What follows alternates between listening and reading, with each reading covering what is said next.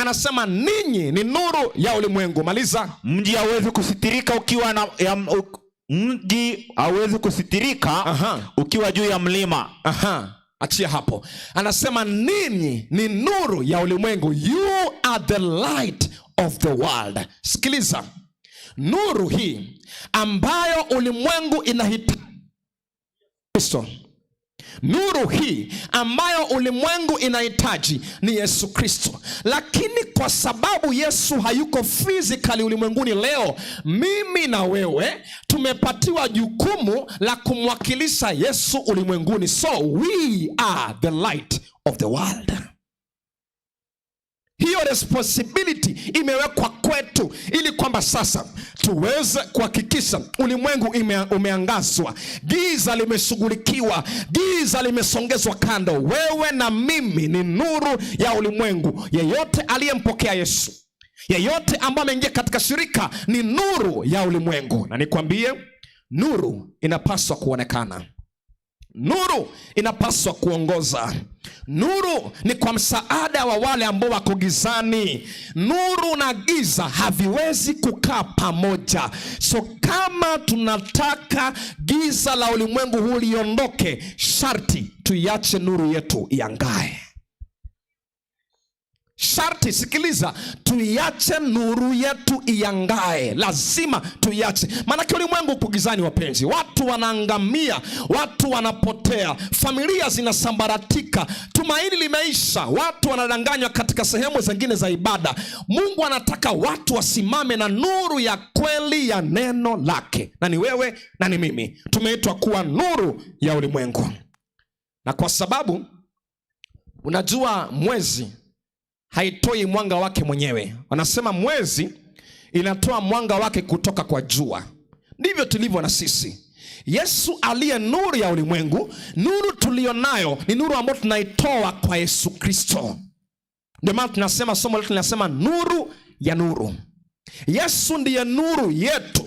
Na hiyo nuru ikiangaza nuru ambayo ni sisi, ulimwengu utaangazwa. Kwa hivyo wewe uliye nuru unahitaji kuangazwa na nuru kuu ambayo ni Yesu Kristo. Yesu akiangaza maisha yako, Yesu akiangaza maisha yangu, Yesu akiangaza maisha ya washiriki wa kanisa, nikwambia ulimwengu huu utaangazwa. Utaangazwa na giza litatoweka, giza litaondoka. Nalaumu kuhusu ufisadi Kenya, lakini nitakushangaza ni kwamba wale ambao wanachukua sehemu kubwa huenda ni Wakristo wanaomwamini Yesu Kristo. Ndio maana Mahatma Gandhi wakati mmoja alisema, nimesoma habari za Yesu Kristo, nampenda. Mtu aliponya watu, alipatia watu msaada, nampenda Yesu Kristo. Lakini akasema, ninawachukia Wakristo.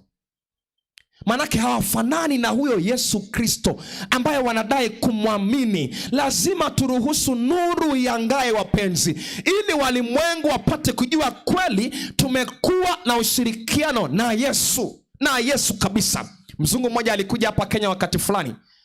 Baada ya kukaa Kenya hapa muda mrefu, yeye haamini kwamba kuna Mungu, ni atheist. Akawa anasema ya kwamba mimi nadhani ya kwamba hata Mungu wa Kenya ni mfisadi. Anasema the rate ya corruption Kenya, na feel even the Kenyan God is corrupt. Manake yeye definitely haamini kuhusu Mungu, na kama anaamini na feel kuna poli Mungu ni wengi, kwa sababu ya kitu ambacho alikiexperience akiwa Kenya. Anasema I feel even the Kenyan God himself is corrupt. Of course that was his own thinking. Lakini nini kilimsukuma huko? Ni kwamba huenda wale ambao wanapaswa kuwa Wakristo wawasilishe nuru ulimwenguni, watu wavutiwe kwa Yesu Kristo na kwa Mungu wa mbinguni, huenda hatujafanya sehemu yetu kama inavyotakikana.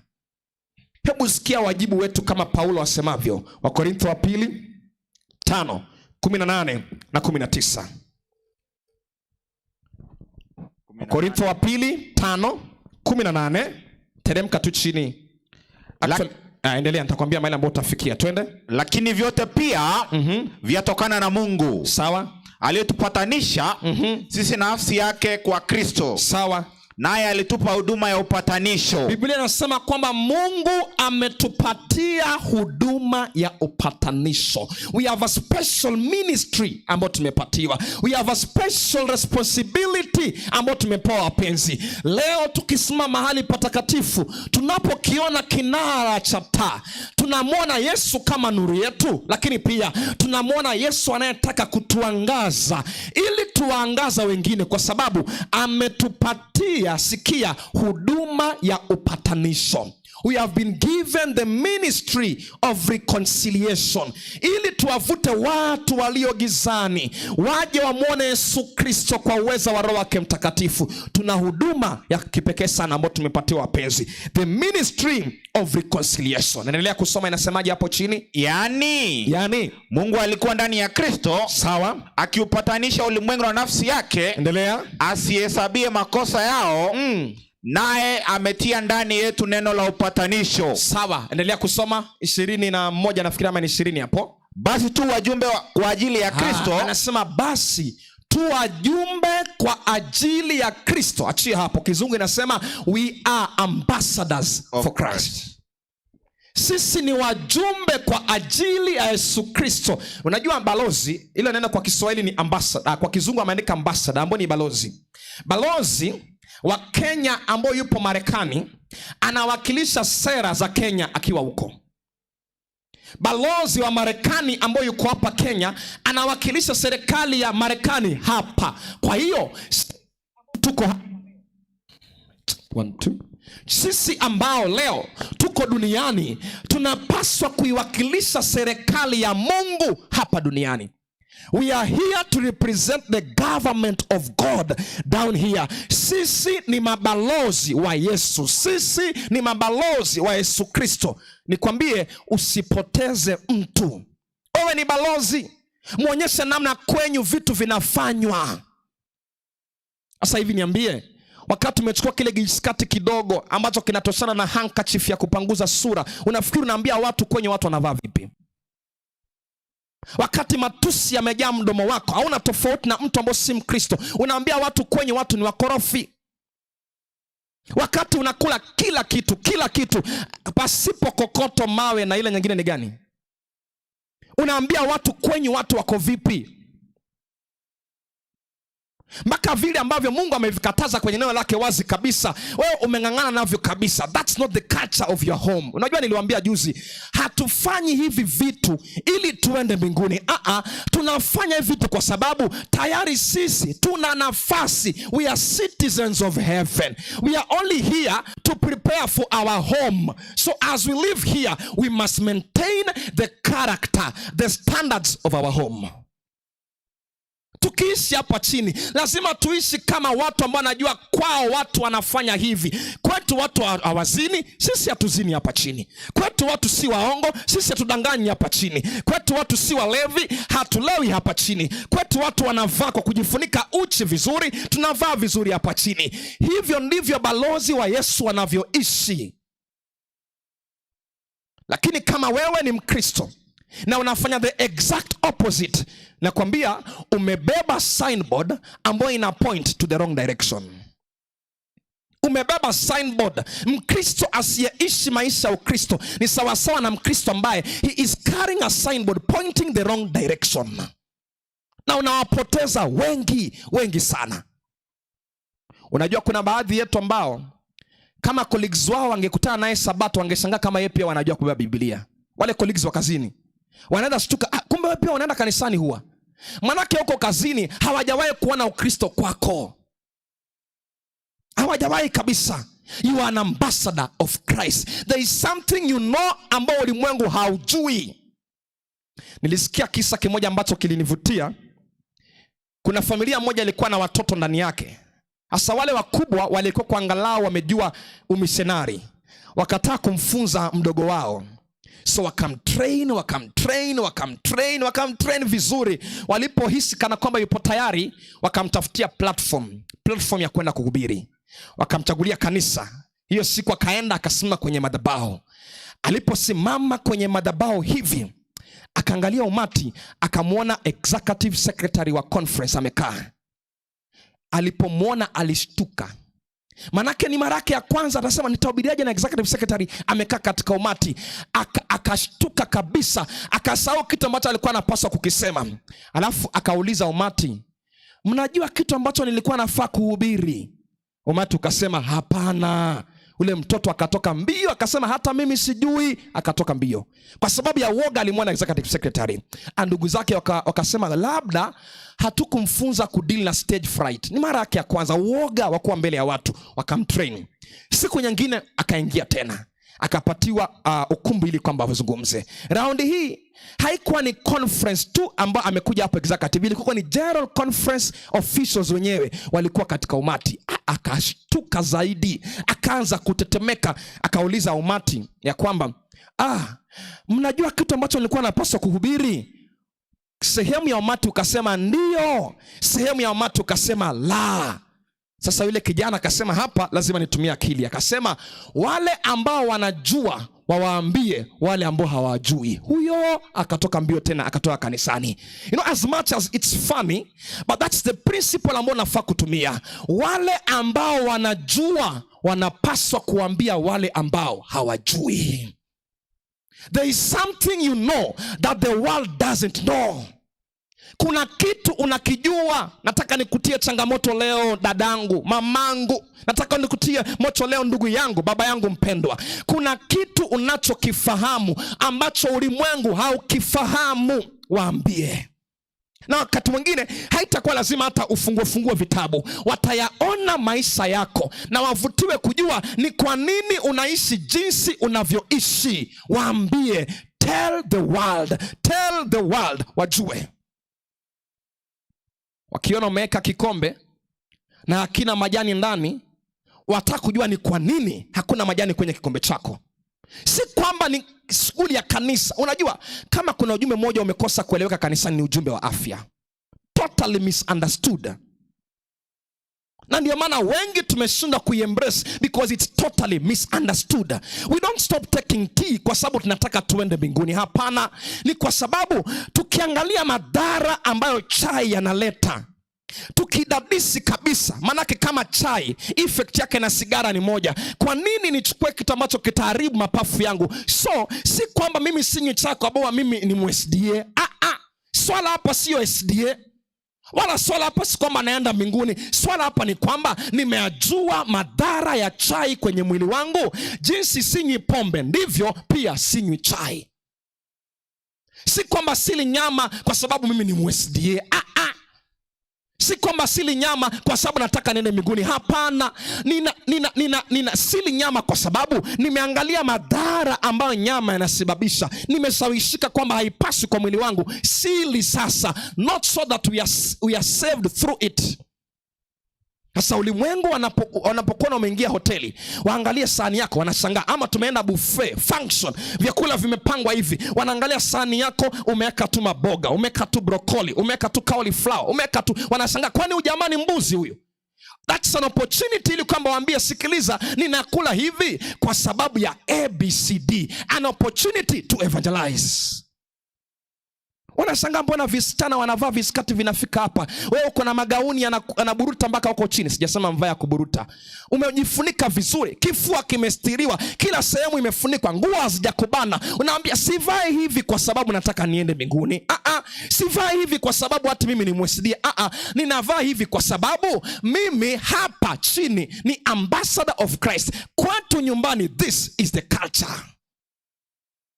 Na ukielewa hivyo utajua you have something which the world doesn't know. Una ujumbe wa afya, ulimwengu haujui, wapatie. Una namna ya kuvaa vizuri, ulimwengu haujui, haupatie. Walimwengu anasema family does not work, lakini wao wamefunzwa kwenye kambi hili families are working. Wapatie picha, taswira nzuri ya kwamba familia zinafanya kazi. Let your family be a reflection of a little heaven down here. You are an ambassador for Christ. Wewe ni balozi kwa sababu ya ufalme wa Mwenyezi Mungu. Na unajua kazi hii ya kuwa missionary imeachwa kwamba ni kazi ya wachungaji na kazi ya wainjilisti. The last time nilisimama kuhubiri kanisani kwangu ilikuwa ni Evangelism Sabbath. Nikasikia mtu yule kiongozi wa evangelism akiuliza, wainjilisti wangapi wako hapa kanisani? Wakainua mikono watu 3. Our understanding of being an evangelist sisi ni kwamba ni wale watu wanaotembea kuhubiri, jinsi Madam Lucy yuko hapa, Robinson yuko hapa, mchungaji Fadhili yuko hapa. That's our understanding. Kila mtu aliyempokea Yesu is a full time evangelist. Kila mtu. Huenda usiwe na kibweta nafasi kama hii, huenda usishike microphone kama hii, but since you have accepted Jesus na kuna kitu amefanya ndani yako, you have something to give to the world. Una kitu cha kupeana katika ulimwengu. Kwa hivyo sio kazi ya mchungaji. Actually the last time I checked, mchungaji huwa hazai kondoo. Ushawahi kusikia mchungaji mwenye anazaa kondoo? Hata mchungaji ile shepherd wa kawaida, shepherd yule mwenye akona kondoo anawachunga. Mchungaji hazai kondoo. Mchungaji kazi yake ni kulisha kondoo. So the pastor trains, the pastor equips, the pastor leads. Alafu pastor anasema twendeni sasa tukaifanye kazi ya Mungu kuwaleta watu kwa Yesu Kristo. Haitajiki Mkristo yote kuwa shabiki. We don't need spectators in the church of God. Nataka watu ambao watahusika. Unajua Adventista sisi ni wazuri kwa themes. Total member involvement. I will go. Theme ikikuja hivi kitu cha kwanza tunafikiria ni t-shirt. Nachukua hiyo team tunagonga nyuma ya t-shirt. Total member involvement. I will go ikija nyuma ya t-shirt. I will go. Sasa t-shirt iko pale kwa sanduku tu inacheza I will go, I will go, I will go. Hakuna mahali hata unaenda. There is no evangelism you are doing kabisa. Na pa adventure umevaa hiyo t-shirt, unavaa I will go, lakini maneno ambayo yanatoka mdomoni mwako unashangaa. Binti amevaa t-shirt be the sermon ama I am the sermon. Sketi inampasua mpaka hapa juu na imeandikwa I am the sermon. Ni sermon gani tuchukue sasa? Ni lazima tujue Yesu hajatuita kuwa mashabiki. Yesu ametuita kuhusika kikamilifu katika kazi ya kuwaleta wengine kwa Yesu Kristo. We must be fully involved in this particular work. Nataka nikwambie from a personal experience, and this choir heaven targeters wataniunga mkono. Ukitaka kujua mahali Mungu huwa anadhihirisha miujiza, ni wakati wa kutafuta roho kwa sababu ya ufalme wake. There are miracles are usually performed. Kama hujawahi kuona miracles, involve yourself in soul winning. Involve yourself kuwaleta watu kwa Yesu Kristo. Nenda kwa ile meza pale nyuma, chukua steps to Christ. Chukua steps to Christ. Nenda mpatie tu colleague yako, natamani nikubariki na hiyo. Sambaza ofisini kwenye steps to Christ ni shilingi 250. Ama ni pesa ngapi? Steps to Christ ni pesa ngapi? 300 shillings. Nichukua shilingi 1000, niko na 3 copies. 3 copies napatia my colleagues at work. Steps to Christ. I pray with them and I give them the book. Tosha hata kama hujui kufanya Bible study. Chukua when God said remember. Chukua pale nyuma kitabu vidogo vile ambavyo vinaanza kusomeka. Ukiona kuna interest, chukua vikubwa sasa. Chukua discover guides, ugunduzi, zichukue, mpatie ya kwanza, mfuatilizie. All of us can be full time evangelists. Mungu hataki mashabiki. God does not want spectators. God wants those who are fully involved in his work. Na ndio maana wakati mwingine nashangaza tunaomba Mungu tupatie Roho Mtakatifu. Huyo Roho Mtakatifu tunamwomba ili tumfanyie nini? Tupatie Roho Mtakatifu. Kazi ya Roho Mtakatifu ni ili tupatiwe nguvu ya kwenda kusambaza injili, sio kukaa kanisani, sio kutulia na kuzabaa, hapana. When the Holy Spirit is given, he is given for the purpose of going out to bring people to Jesus Christ. Kwa hivyo wapenzi, sisi ni nuru ya ulimwengu. Imetupasa kwa neema ya Yesu Kristo, nuru ya Yesu ituangaze, na sisi in the other way tupate kuangaza ulimwengu kwa nuru ajabu ambayo Mungu ametuangazia. Jamani, Bwana Yesu asifiwe. Kama unanielewa nisikie ukisema amina. Wangapi wanasema tutakuwa nuru ya ulimwengu kwa neema ya Yesu Kristo? Yes, we must be the light of this world. Kama si hivyo watu watapotea gizani. Wacha nimalize sasa. Unajua kwa nini? Mungu anajali sana kuhusu usalama wa watoto wake hapa nje. Mungu anajali sana kuhusu usalama wa watoto wake hapa nje. Unajua Paulo alipokuwa anaenda Dameski kuwaua Wakristo, Mungu alikuwa na opportunity ya kumaliza ama kumwokoa. lakini Mungu alichagua kutomwangamiza. Anaitwa nani yule? Paulo. Akachagua kumwokoa na kumbadili. Kile kitabu kizuri kinaitwa Acts of the Apostles. Ellen White akiandika kuhusu tukio hilo la kuenda Damaski, anasema hivi: a general slain in battle is lost to his army, but his death gives no additional strength to the enemy. Alafu anasema, but when a man of prominence joins the opposing force, not only are his services lost, but those to whom he joins himself gain a decided advantage. Unajua, kama Mungu angemwangamiza Paulo ile siku akienda Dameski, Mungu angekuwa amepoteza sehemu kubwa kabisa. Kwa nini? Ingekuwa Paulo amekufa akiwa upande wa ibilisi mwovu Shetani. Kwa hivyo Mungu anapokuwa mbioni kuhakikisha kwamba watu wameletwa kwa Yesu Kristo, ni kwa sababu hataki waanguke mikononi mwa yule mharibifu, anayeua, anayechinja, anayeangamiza. He doesn't want people to fall in his hands.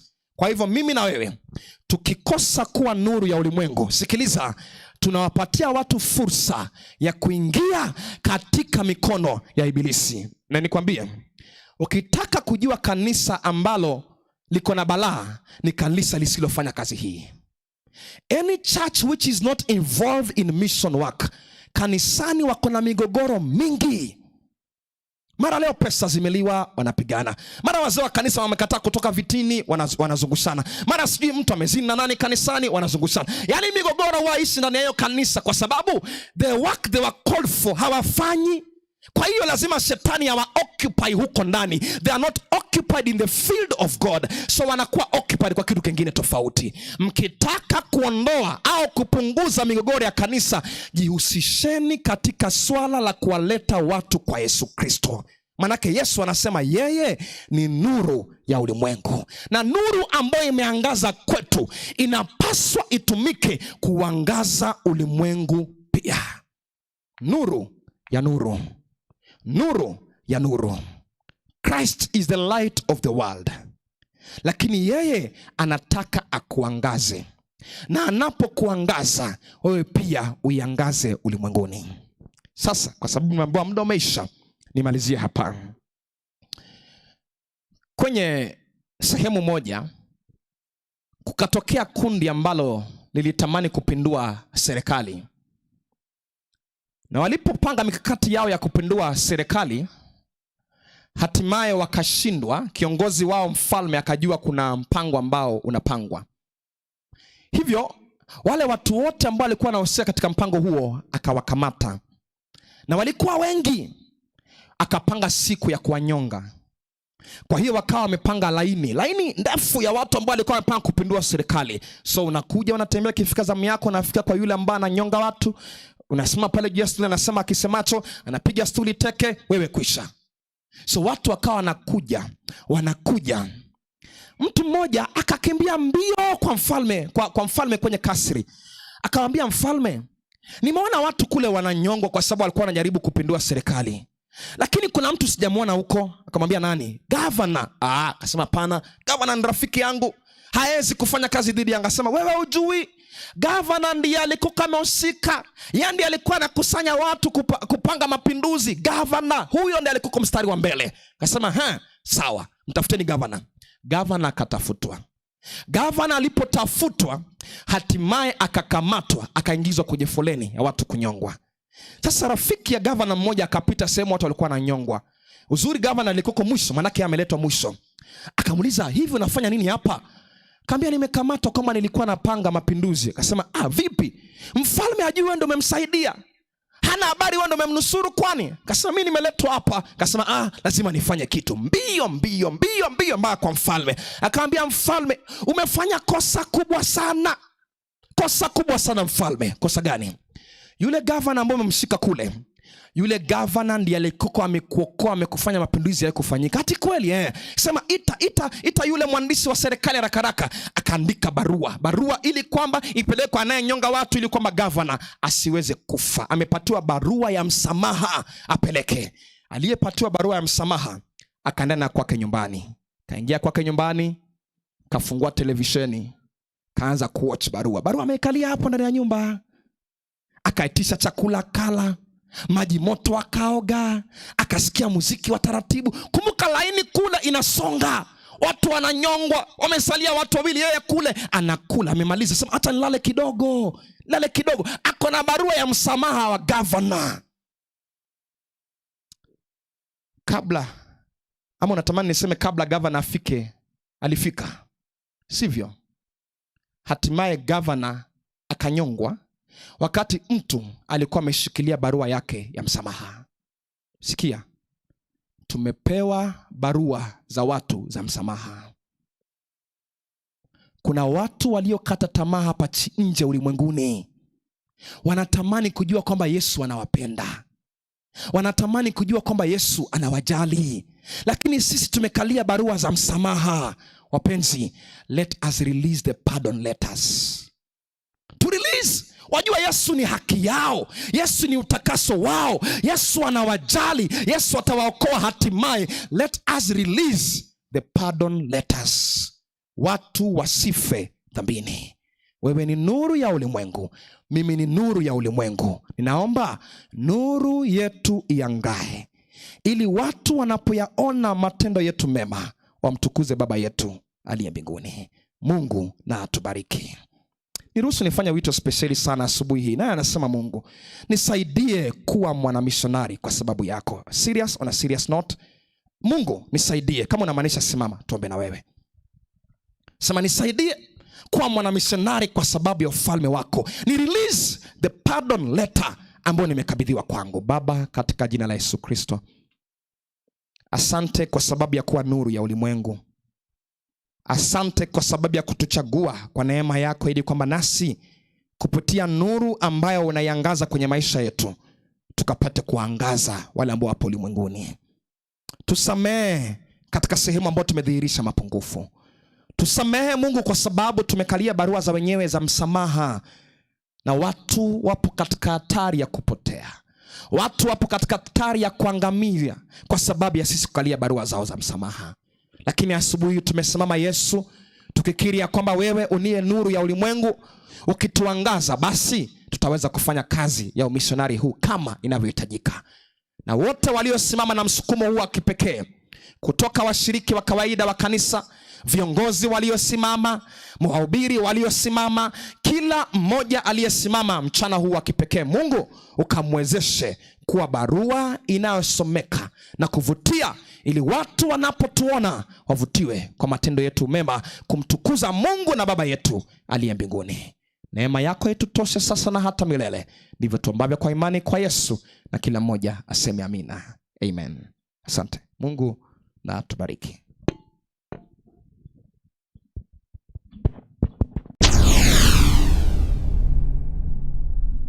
Get to the point. Take a step forward. Tuko na District Coordinator Music Onundu. Karibu uweze kusalimia watu wa Mungu. Church choir, mnapoendelea kujiandaa muweze kukaribisha mnenaji wa vitabu. Church choir, mnapoendelea kukuja, Music Coordinator wa District waje aweze kutongelesha kidogo. Asante. Bwana Yesu asifiwe. Better Living Getembe Camp Center, Bwana Yesu asifiwe. Tunashukuru Mungu kwa yote. Nimetembea huku ili niweze kuwasalimu, kisha niweze kujua vile tunaendelea hasa kwa sehemu ama idara yetu ya muziki. I want to believe our choristers are up to task. Kwa hivyo nyimbo zetu nambari 171 na nambari 165, tafadhali tuziweke sawa sawa. Kama kuna shida, tuko hapa kwa ajili ya hiyo. Kwa hivyo vile ametangulia kusema, nimepita kwa makambi mengi kwa sababu ya kazi hii. Mimi kwa majina ni Daniel Ogoti Onundu. Daniel Ogoti Onundu ni mshiriki wa Riamang'era SDA Church pale juu. Mimi ndio kiongozi wa idara ya muziki katika wilaya yetu ya Nyanchwa. Pia mimi ndio kiongozi wa idara ya muziki katika station yetu ya Nyanchwa. Na pia mimi ni member wa Music Council katika conference yetu ya South Kenya Conference. Kwa hivyo nawashukuru sana, na tuimbe kwa akili na tuimbe kwa kufahamu ili yote yaweze kutendeka kwa hakika. Kambi la mwisho ambalo nimetoka ni Nyansanja. Wameniambia nikifika kambi lingine ni wasalimu salamu za Nyansanja Camp Center. Bwana Yesu asifiwe. Kwa hivyo naomba kwamba choristers wetu tufanye kazi hiyo kwa hakika ili tuweze kufikia mahali ambapo tutafikia. Kwa hiyo machache, na Mungu atubariki na atubariki zaidi. Mbarikiwe.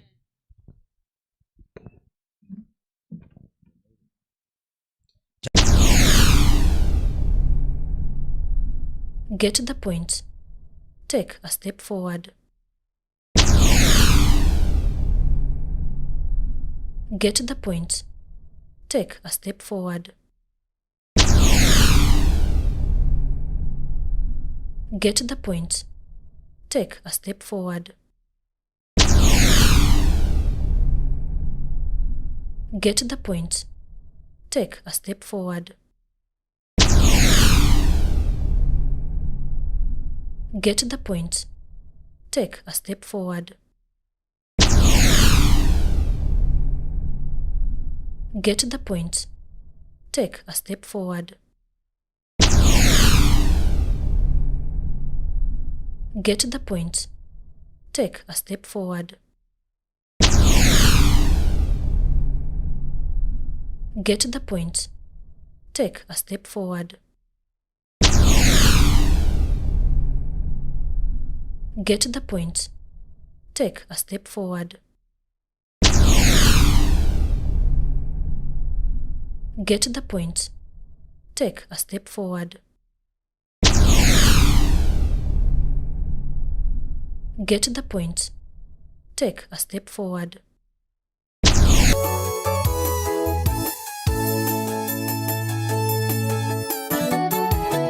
Usifadhaike mioyoni mwenu, nimeenda kuandaa makao pale. Mimi niwepo nanyi, mtakuwa wa Baba makao tele tele. Iwekeni nira yangu laini.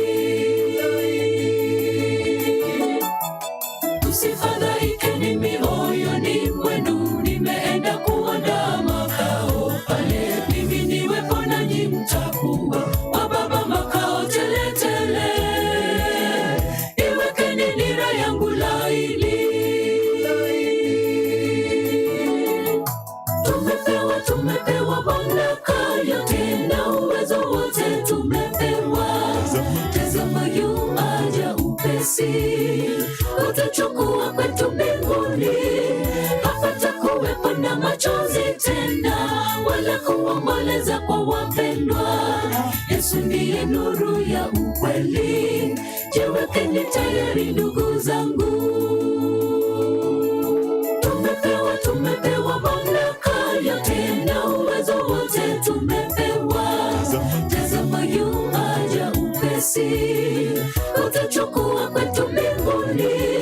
Hapatakuwepo na machozi tena, wala kuomboleza kwa wapendwa. Yesu ndiye nuru ya ukweli. Jiwekeni tayari ndugu zangu.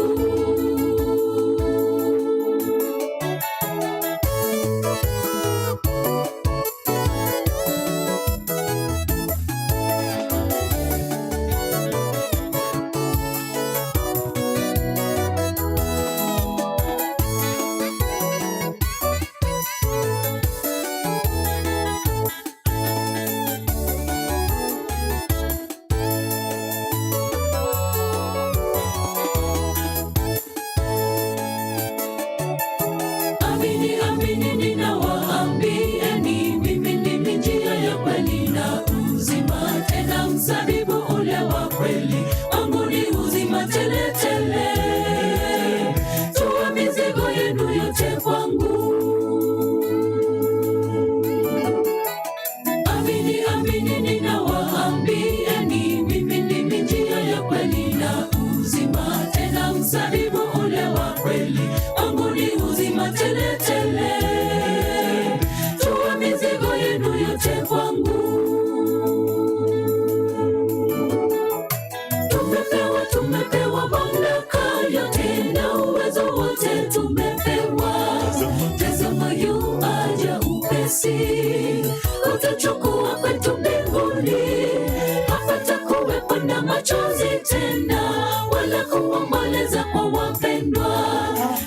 ndiye nuru ya ukweli. Jiwekeni tayari ndugu zangu. Tumepewa mamlaka yote na uwezo wote tumepewa. Tazama yu aja upesi, utachukua kwetu mbinguni. Hapatakuwepo na machozi tena, wala kuomboleza kwa wapendwa. Yesu ndiye nuru ya ukweli. Jiwekeni tayari ndugu zangu. Tumepewa mamlaka yote na uwezo wote tumepewa. Tazama yu aja upesi, utachukua kwetu mbinguni. Hapatakuwepo na machozi tena, wala kuomboleza kwa wapendwa. Yesu ndiye nuru ya ukweli. Jiwekeni tayari ndugu zangu. Tumepewa mamlaka yote na uwezo wote tumepewa. Tazama yu aja upesi, utachukua kwetu mbinguni. Hapatakuwepo na machozi tena, wala kuomboleza kwa wapendwa. Yesu ndiye nuru ya ukweli. Jiwekeni tayari ndugu zangu.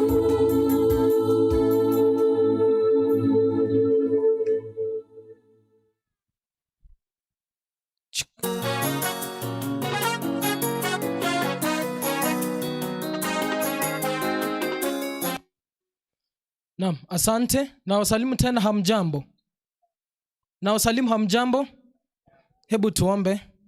Mtakatifu Baba na Mungu wetu, asante kwa sababu ya kipindi ambacho kimepita. Tunaamini ya kwamba umetuzungumzia na umezungumzia wana wako. Wakati ambapo tunaingia katika kipindi hiki kwa dakika hizi ambazo zimebakia, tunaomba ya kwamba Roho yako Mtakatifu atuongoze. Ni katika jina la Yesu tumeomba na kuamini. Amen. Wakati Jehoshaphat anapata ujumbe ya kwamba kuna falme nafikiri 3 kama si 2 ambazo zinakuja kupigana na yeye, anatangaza fast ama kule kuomba ili ya kwamba Mungu aonekanie. Basi katika siku ambayo inafuata, ukisoma Mambo ya Nyakati wa Pili 20 fungu la 20, Jehoshaphat wakiwa pale katika jangwa la Tekoa, Jehoshaphat anasimama anaambia wana wa Israeli, anasema, sikiza wana wa Yuda na wenyeji wa Yerusalemi. Anasema aje by the way? Muamini Mungu ili ya kwamba muweze kudhihirishwa. Established niyo. Kudhibitika. Naam, asante sana ndugu yangu. Alafu pia anasema ya kwamba kisha muamini manabii ili ya kwamba muweze kukaa inasema aje kwa Kiswahili? Kudhibitika. Prosper ni kudhibitika. Kunawiri, naam. Amini Mungu muweze kudhibitika, na muamini hata manabii wake muweze kuprosper. Hilo jina limenikwepa kidogo. Ama kustawi, asante. Unaweza aje amini nabii? Mungu anasema katika Amosi 3 mstari wa 7 ya kwamba hakika Mungu hatatenda jambo lolote mpaka hata wafunulie watumishi wake manabii. Na hata ukisoma Hosea nafikiri 12 fungu la 10, asema ya kwamba katika hao manabii basi ametumia maono na ndoto kuzungumza. Na bila shaka hao manabii wameandika jinsi ambavyo wameongozwa na Roho Mtakatifu. Nilisoma na nitaendelea kusema katika waraka wa Petro wa pili 1:20 na 21 kwamba maneno haya yaliandikwa jinsi ambavyo yalikuwa yanaongozwa na Roho Mtakatifu. Naomba ya kwamba ndugu pastor na ndugu mtumishi Robinson na dada yetu nafikiri Lucy, tafadhali kwa dakika 2 naomba ya kwamba siji kama mtaona vizuri mkisimama kidogo jinsi ambavyo tulikuwa tumekubaliana na yule Madam Chair, naomba nikuwe na jambo na wewe kidogo tu. Just a second. Wakiendelea kukuja kia abana ba Nyasaye baro bali babwate sireria mambina lili tukolio mweli ase wiki igona kwa na igase rugeia ito tinda bangwa na baba ito mbai kugentekyo akionye kubwate sira kora nchondole sabate taraika binte binenje entomire bono lende kamera ncheko. So naomba pastor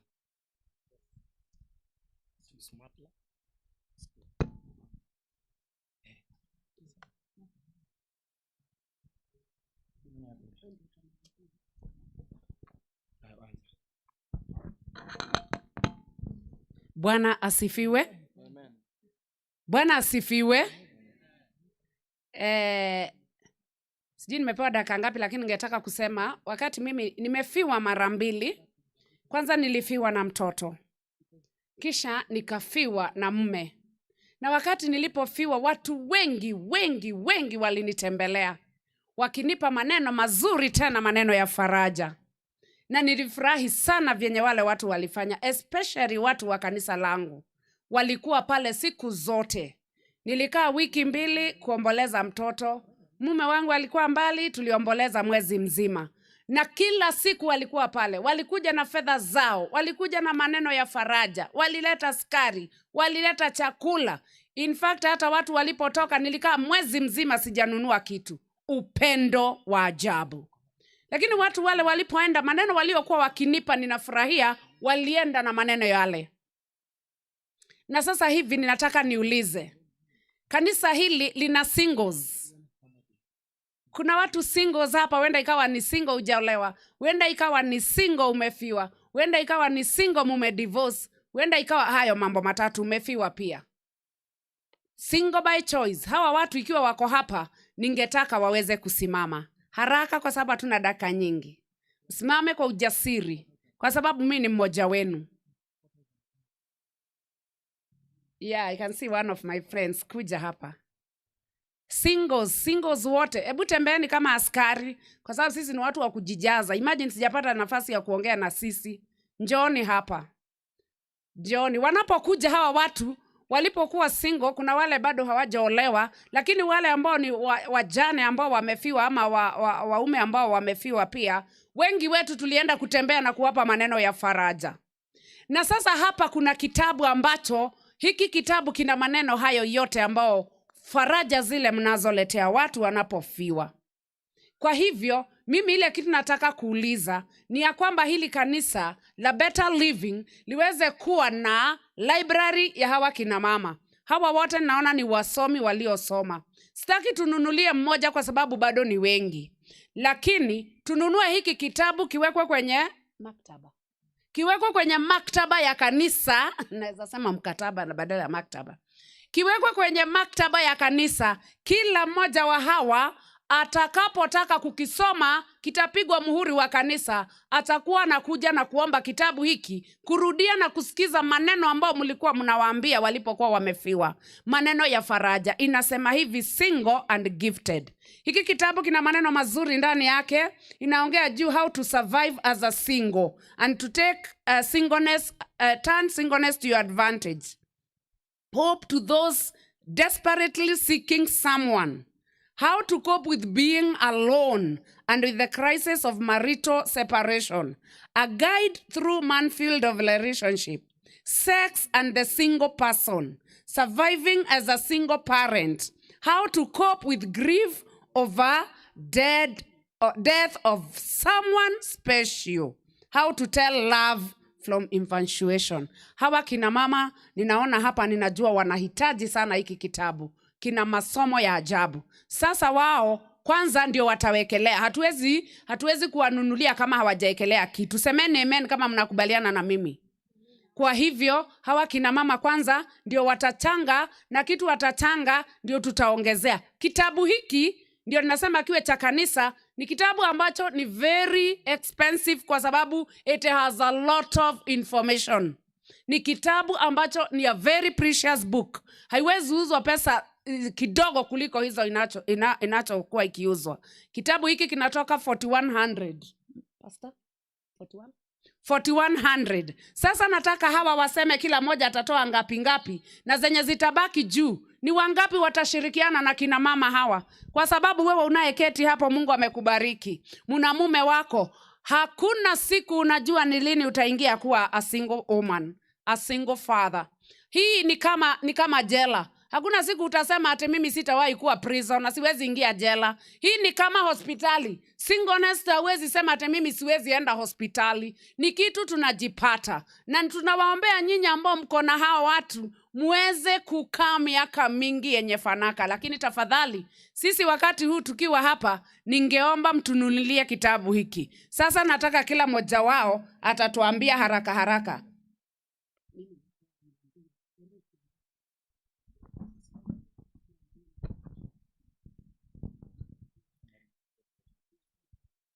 Jamani, Bwana asifiwe. Wakati wanaendelea kuwaza kuhusu kitabu hicho, ninafahamu neno moja kwamba watu wa Mungu tunaelewa umuhimu wa vitabu hivi, isipokuwa tunahitaji namna bora ya namna ya kuvinunua ama kufanya pamoja namna ambavyo tunaweza kupata. Mimi ukiniuliza nitasema kitabu nilichoshika mkononi, huenda mtu angeweza kuinvest au anatafuta cha kwake mwenyewe wakati tunatafuta cha pamoja. Kitabu hiki kinaitwa Smart Love. Nakumbuka nikiwa nasoma kitabu hiki, na kitabu hiki kina kipengele kinachosema love requires more than cash, cars and even clothes. Upendo unahitaji zaidi ya hivyo. Anyone can date, but not just everyone can date and become successful. Watu wengi wanahusiana, lakini sio kila mmoja anakuwa na mahusiano yenye matokeo. Unaweza kuhusiana na usiwe na matokeo hatimaye. Lakini ili uhusiane vizuri, watoto wetu waweze kubehave, vijana wenyewe tulioko hapa tuweze kuwa na successful dating, tunahitaji kufikiri namna bora ya kufanya kitabu hiki. Na nafikiri mimi sasa nitatumia tu muda kukisema Smart Love, na bei yake ni hivyo hivyo kama ilivyosemwa katika kitabu cha Single and Gifted. Na kwa hiyo Smart Love pia ni 4100 ama tunasema 4100. Na kwa hiyo unaweza ukafikiri umeinvest vitu kiasi gani, ukienda hoteli unalipa nini, maisha yako kwa mwezi yanatumia nini. Lakini kitabu hiki can be so helpful to your family, to yourself and also to enjoy the rest of your life. Na kwa hivyo kama unafikiri kwamba una nafasi ya kuenjoy, kufurahi kitabu kama hiki, niendelee kukualika kufikiri kuwa nacho, na Bwana atakubariki sana. Na hivyo kabla sijasema hivyo, sasa tutatumia tu dakika chache kwa pasa kuzungumza. Nikikiacha kitabu hiki kuwa kimeeleweka kwetu, Smart Love, ambayo inazungumzia straight talk kwa vijana, young adults, kuhusu dating, lakini pia love and sex. Watapenda kujua na kufahamu mambo hayo ya uhusianayo na hayo yote. Kwa hivyo sasa hivi hatutasonga kukichangia, ila tukifahamu kwanza, na kishapo na mimi nitapata session fulani ya kukunyanyua ama kuleta mchangizo kwa sababu ya wakati. Mungu awabariki. Sasa sisi tumeweza kuraise 2400. Si mtuambie amen. Amen. Kwa hivyo tunataka watu wachache tu watoe 200 hii kitabu ikuwe imelipika. Na ndio hao kina mama, simameni singles, muende kwa kila tent mkitafuta hiyo, na Mungu wetu awabariki sana. Asante. Na nataka nichukue muda mfupi na mimi. Unajua kama kuna sehemu za Biblia ambazo zimekuwa tata na ngumu sana watu kuelewa, ni vitabu vya Ufunuo na Danieli. Wangapi wanaogopa vitabu hivyo viwili? Honestly, Ufunuo na Danieli. Wangapi wanasema hivyo navyo ni ngumu? Asante kwa uaminifu. Kama kuna mwandishi na mhubiri mmoja ambaye ana namna ya kurahisisha vitabu hivyo viwili, nami nitamuunga mkono, ni Mark Finley. Pastor Mark Finley ana uzoefu wa muda mrefu sana katika sekta ya injili, na hata ukiangalia namna anavyoleta unabii unakuwa kana kwamba ni rahisi tena mwepesi sana. Na hapa mkononi tuko na nafasi ya kuwa na kitabu kizuri ambacho anazungumzia kuhusu kitabu cha Danieli, The Next Superpower, kwa njia rahisi sana na njia nyepesi. Wewe ambao unahisi ni ngumu kabisa, I assure you hichi kitabu kitakufanyia the book of Daniel kuwa so simple mpaka ushangae kumbe ni kitu ambacho kinaweza kueleweka. Manake Mark Finley hana complications. Mark Finley anahubiri injili kwenye kitabu cha Danieli, injili kwenye unabii wa Biblia, na bei yake ni ndogo, 2,200 shillings alone, 2,200 tu peke yake pesa za Kenya. Kwa hivyo hii itakusaidia sana ili wewe ambao unahisi unabii ni mgumu ukapate kuelewa. Nitumie tu sekunde zangu 5 ambazo zimebaki. Ni nani angependa kuchukua hichi kitabu? Yeye ni muone as an individual, anapenda yeye. Nani anapenda? Usiofu kuhusu pesa, wewe tuanze kupenda kwanza. Na anapenda. Wala ambao alinua mkono kwamba unabii ni mgumu, asante ndugu yangu, nimekuona huko nyuma. Sasa kwa sababu ume show willingness, tutaonana na wewe kwa sababu muda haunasi. Okay, sawa. Njoo tu. Mbio tu haraka. Ameshow interest kwamba angetaka kuwa na hichi kitabu, huyu ndugu yetu mpendwa. Kwa hivyo ninapenda, na ni kijana ambaye anaweza kukisoma vizuri, asaidie na walete wengine kwa Yesu Kristo.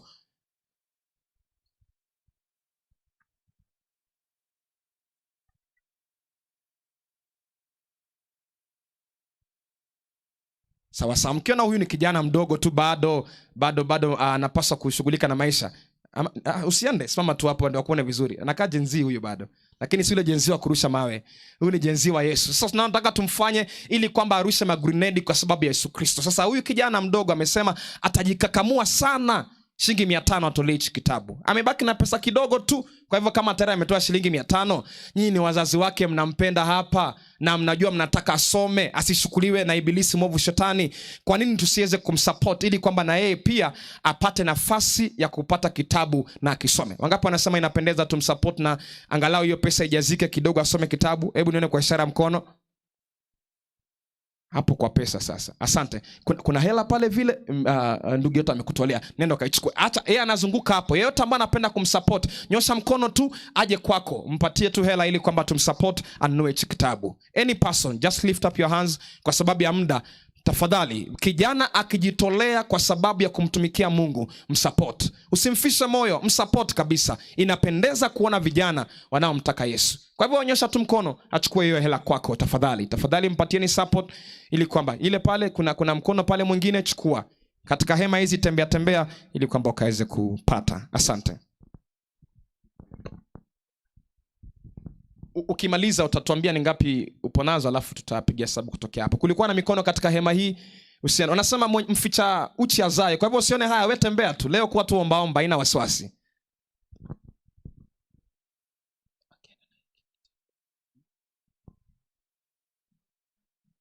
Sawa. Nafikiri asante. Nimebakisha dakika 10 katika kipindi hiki. Na katika kipindi hiki basi bila shaka, ama katika dakika hizo 10, kuna wale ambao pengine hawangeweza kukuja hapa mbele. Naomba ya kwamba tuweze kwenda pale nyuma, tuangalie kidogo. Kama uko na jambo unaona ya kwamba unizungumzie. Kuna wale pia walinituma vitabu hivi kidogo hivi. Naomba ya kwamba muuje pale ili tuweze kuzungumziana kwa lugha ambayo tunaelewa sisi wote. Kwa hiyo kwa dakika hizo 10 bila kupoteza wakati, naomba ya kwamba tusimame, tuende pale nyuma kwa meza. Hebu tusimame ili ya kwamba tuweze kuomba, tuende pale nyuma.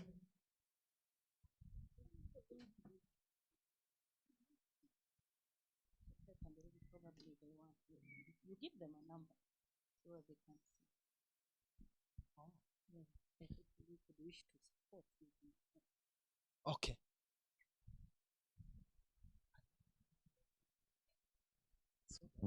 Thank you so much. There are people who could wish to send their support probably to anyone who wants to buy a book using M-Pesa. And that is why I'm asking him to give us the number. The number is 0768664254. I want to repeat 0726-0686-64-254. If you could wish to send anything on behalf of anyone who wants to get a book, please you can send. The name will be Esbon. Esbon. May God bless you. And after you've sent that whatever, you can come along there and maybe inform me so that you can get it to the record. Anyway, let us pray as we proceed up there. Father, Lord in heaven, we are remaining with approximately 8 or so minutes. We pray that, Lord, you may help us to use them as according to your will by beholding the table up there. We ask in Jesus' name. Amen. So tunaweza tembea kwenda huko juu kwa dakika hizo.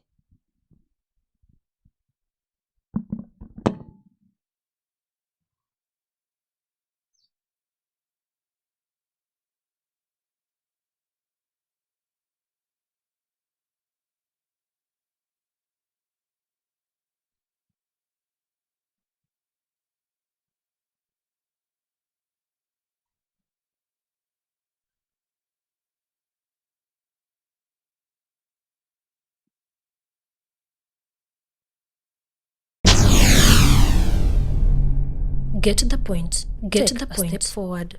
Take a step forward. Get to the point. Take a step forward. Get to the point. Take a step forward. Take a step forward. Get to the point. Take a step forward. Take a step forward. Get to the point. Take a step forward. Get to the point. Take a step forward. Get to the point. Take a step forward. Get to the point. Take a step forward. Get to the point. Take a step forward. Get to the point. Take a step forward. Get to the point. Take a step forward. Get to the point. Get to the point. Take a step forward. Get to the point. Take a step forward. Take a step forward. Get to the point. Take a step forward. Get to the point. Get to the point. Forward. Take a step forward. Get to the point. Get to the point. Take a step forward. Take a step forward. Get to the point. Take a step forward. Get to the point. Take a step.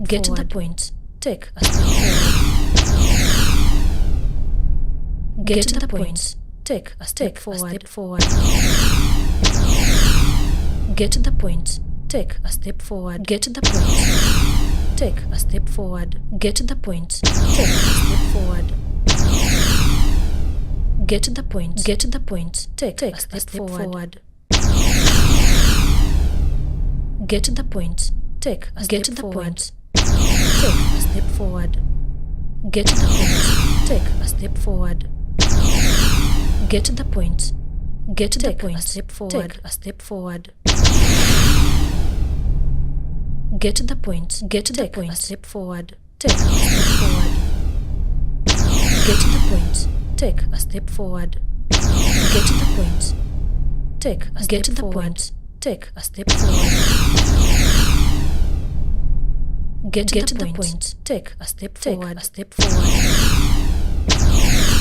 Get to the point. Take a step forward. Get to the point. Take a step forward. Get to the point. Take a step forward. Get to the point. Get to the point. Take a step forward. Get to the point. Take a step. Get to the point. Take a step forward. Get to the point. Take a step forward. Get to the point. Get to the point. Take a step forward. Step forward. Get to the point. Get to the point. Forward. Take a step forward. Get to the point. Take a step forward. Get to the point. Take a step forward. Take a step forward. Get to the point. Take a step forward. Take a step forward. Get to the point. Take a step forward. Get to the point. Take a step forward. Get to the point. Take a step forward. Get to the point. Take a step forward. Get to the point. Take a step forward. Get to the point. Take a step forward. Get to the point. Take a step forward. Get to the point. Get to the point. Take a step forward. Get to the point. Take a step forward. Take a step forward. Get to the point. Take a step forward. Get to the point. Get to the point. Forward. Take a step forward. Get to the point. Get to the point. Take a step forward. Take a step forward. Get to the point. Take a step forward. Get to the point. Take a step forward. Get to the point. Take a step forward. Get to the point. Take a step forward.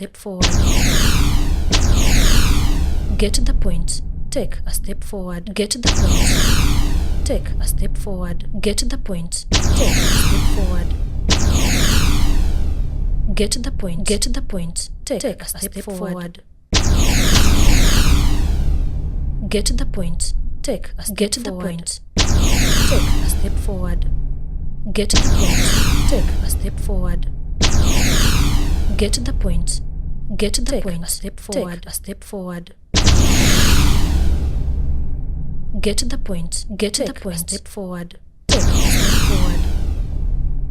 Get to the point. Take a step forward. Get to the point. Take a step forward. Take a step forward. Get to the point. Take a step forward. A step forward. Get to the point. Take a step forward. Get to the point. Take a step forward. Get to the point. Take a step forward. Get to the point. Take a step forward. Get to the point. Take a step forward. Get to the point. Take a step forward. Get to the point. Take a step forward. Get to the point. Get to the point. Take a step forward. Get to the point. Get to the point. Forward. Take a step forward. Get to the point. Take a step forward. Get to the point. Take a step forward. Take a step forward. Get to the point. Get to the point. Take a step forward. Take a step forward. Get to the point. Take a step forward. Get to the point. Take a step forward. Get to the point. Take a step forward. Get to the point. Take a step forward. Get to the point. Take a step forward. Get to the point. Take a step forward. Get to the point. Take a step forward. Get to the point. Get to the point. Take a step forward. Get to the point. Take a step forward. Take a step forward. Get to the point. Take a step forward. Get to the point. Get to the point. Take a step forward. Get to the point. Get to the point. A step forward. Take a step forward. Get to the point. Take a step forward. Get to the point. Watakatifu kwenu ni mtoni, tutakutanika kule mtoni penye kiti. Get to the point. Get to the point. Step forward. Take a step forward. Get to the point. Take a step forward. Get to the point. Take a step forward. Take a step forward. Get to the point. Take a step forward. Take a step forward. Get to the point. Take a step forward. Get to the point. Take a step forward. Get to the point. Take a step forward. Get to the point. Take a step forward. Get to the point. Take a step forward. Get to the point. Take a step forward.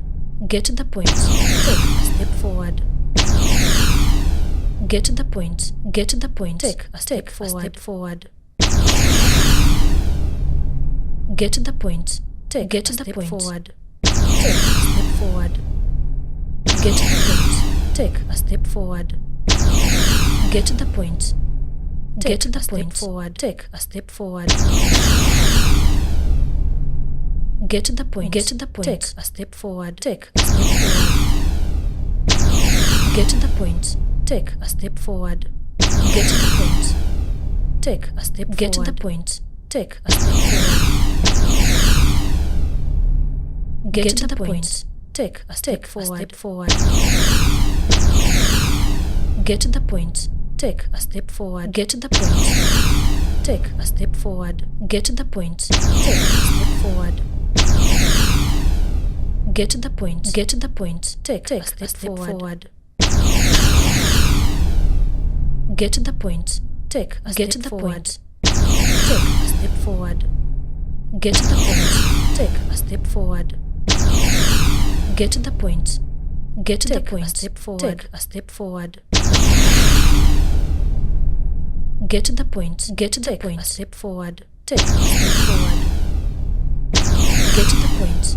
Take a step forward. Get to the point. Take a step forward. Take a step forward. Get to the point. Take a step forward. Step forward. Get to the point. Take a step forward. Get to the point. Take a step forward. Get to the point. Take a step forward. Get to the point. Get to the point. Take a step forward. Get to the point. Take a step. Get to the point. Take a step forward. Get to the point. Take a step forward.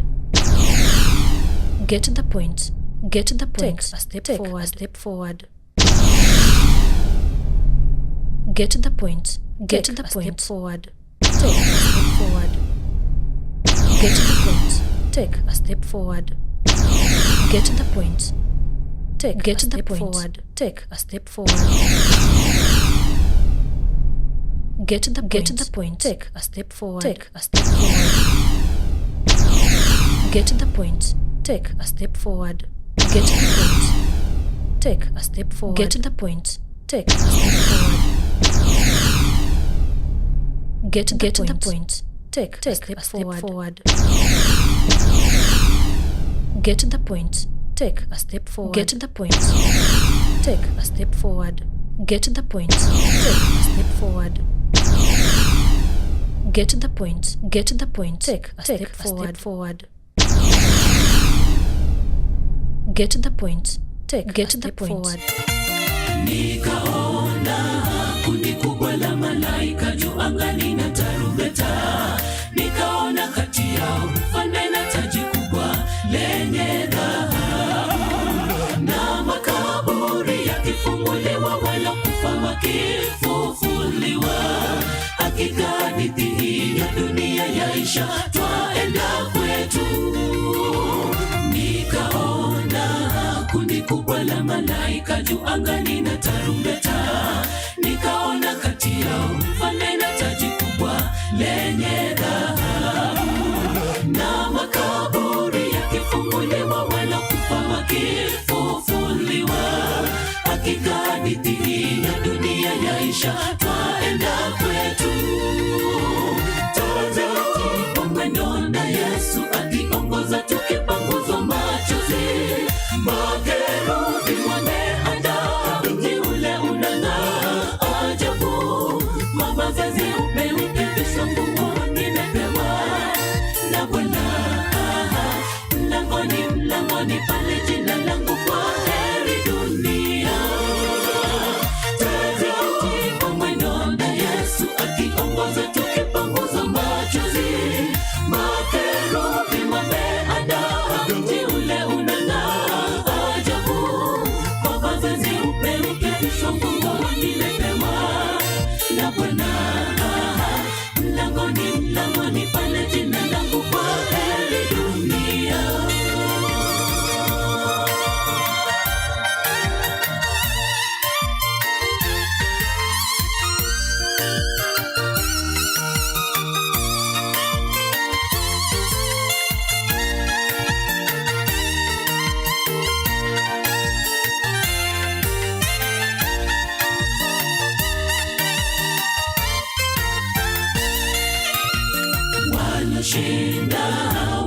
tutavishwa taji ya dhahabu inayong'aa sana. Itakuwa ni furaha tukikutana na wale walotuacha. Tutavishwa mwili usiokufa, kwa heri dunia. Tukisimuliwa hadithi ya ukombozi, ni furaha ajabu. Waloshinda watavishwa taji ya dhahabu inayong'aa sana. Itakuwa ni furaha tukikutana na wale walotuacha. Tutavishwa mwili usiokufa, kwa heri dunia. Tukisimuliwa hadithi ya ukombozi, ni furaha ajabu. Taratibu mwendo na Yesu akiongoza, tukipanguzwa machozi. Makerubi wameandaa mji ule unang'aa ajabu. Mavazi meupe kesho nguo nimepewa na Bwana. Mlangoni pale jina langu, kwa heri dunia. Taratibu mwendo na Yesu akiongoza, tukipanguzwa machozi. Makerubi wameandaa mji ule unang'aa ajabu. Mavazi meupe kesho nguo nimepewa na Bwana. Mlangoni pale jina langu, kwa heri dunia. Taratibu mwendo na Yesu akiongoza, tukipanguzwa machozi. Makerubi wameandaa mji ule unang'aa ajabu. Mavazi meupe kesho nguo nimepewa na Bwana. Mlangoni pale jina langu, kwa heri dunia. Taratibu mwendo na Yesu akiongoza, tukipanguzwa machozi. Makerubi wameandaa mji ule unang'aa ajabu. Mavazi meupe kesho nguo nimepewa na Bwana. Mlangoni pale jina langu, kwa heri dunia. Taratibu mwendo na Yesu akiongoza, tukipanguzwa machozi. Makerubi wameandaa mji ule unang'aa ajabu. Mavazi meupe kesho nguo nimepewa na Bwana.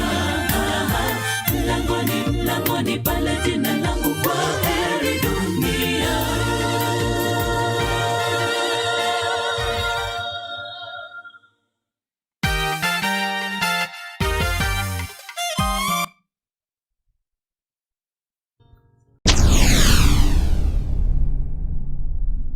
Get the point.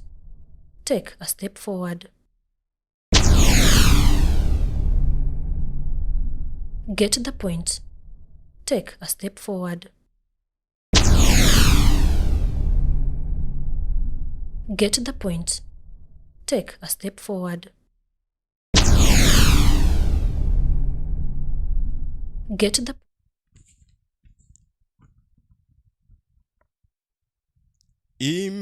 Imeanzishwa hukumu mbinguni, tutasimamaje pale? Twende kwayo. Imeanzishwa hukumu mbinguni, tutasimamaje pale? Hapimapo Mungu ila wazo na tendo, tutasimamaje zote katika siku kuu ile? Dhambi zetu zitafutika ama zitatuangusha? Wametangulia wafungwa kitambo, ndipo wahai watapokea neno la mwisho vitabuni mwa Mungu. Tutasimamaje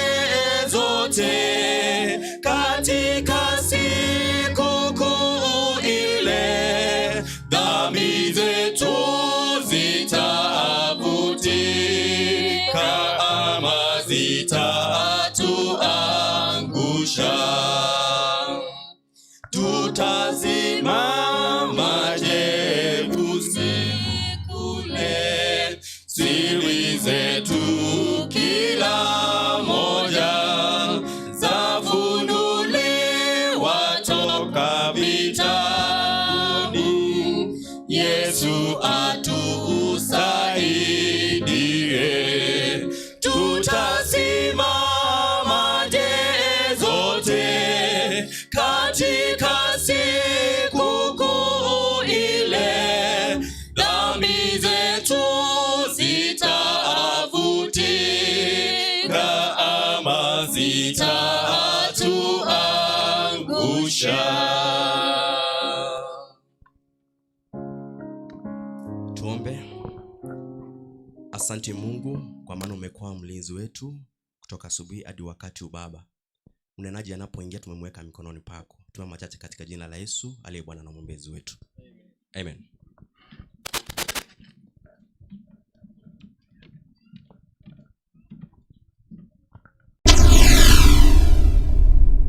Get to the point. Get to the point. Step forward. Take a step forward. Get to the point. Take a step forward. Get to the point. Take a step forward. Take a step forward. Get to the point. Take a step forward. Take a step forward. Get to the point. Take a step forward. Get to the point. Take a step forward. Get to the point. Sote ningependa tufungue Biblia zetu katika kitabu cha Mwanzo 45 fungu 4 na 5.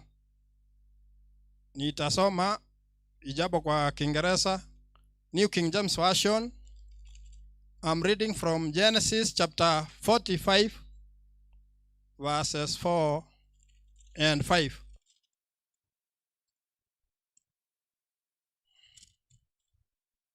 Tukifika pale tuseme amina.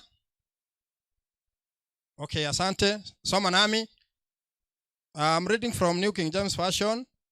And Joseph said unto his brethren, Come near to me, I pray you. And they came near. And they said, I am Joseph your brother, whom you sold into Egypt. Verse 5.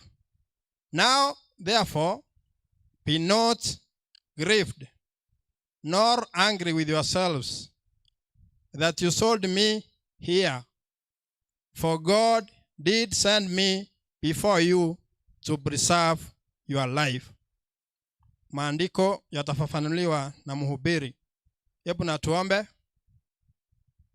Mtakatifu aishie mbinguni, asante maana umetuhifadhi siku hizi tulipoanza makambi hadi siku ya leo Papa. Mnenaji atakaposimama kumega mkate wa mbinguni, tunaomba Roho wako Mtakatifu azidi kutufundisha, ili atakapotufundisha Papa tukaribie karibu katika kiti cha enzi, ili matendo yetu yaweze kuwa mema kwako, na tuchue kwamba umetangulia ili kuhifadhi uzima wetu mbinguni, vile Yusufu alitangulia kuhifadhi maisha ya nduguze pale Misri. Kuwa nasi tutakapoanza hadi tutakapomaliza, ndilo ombi letu katika Kristo aliye Bwana na mkombozi wetu. Mchungaji Fadhili, karibu.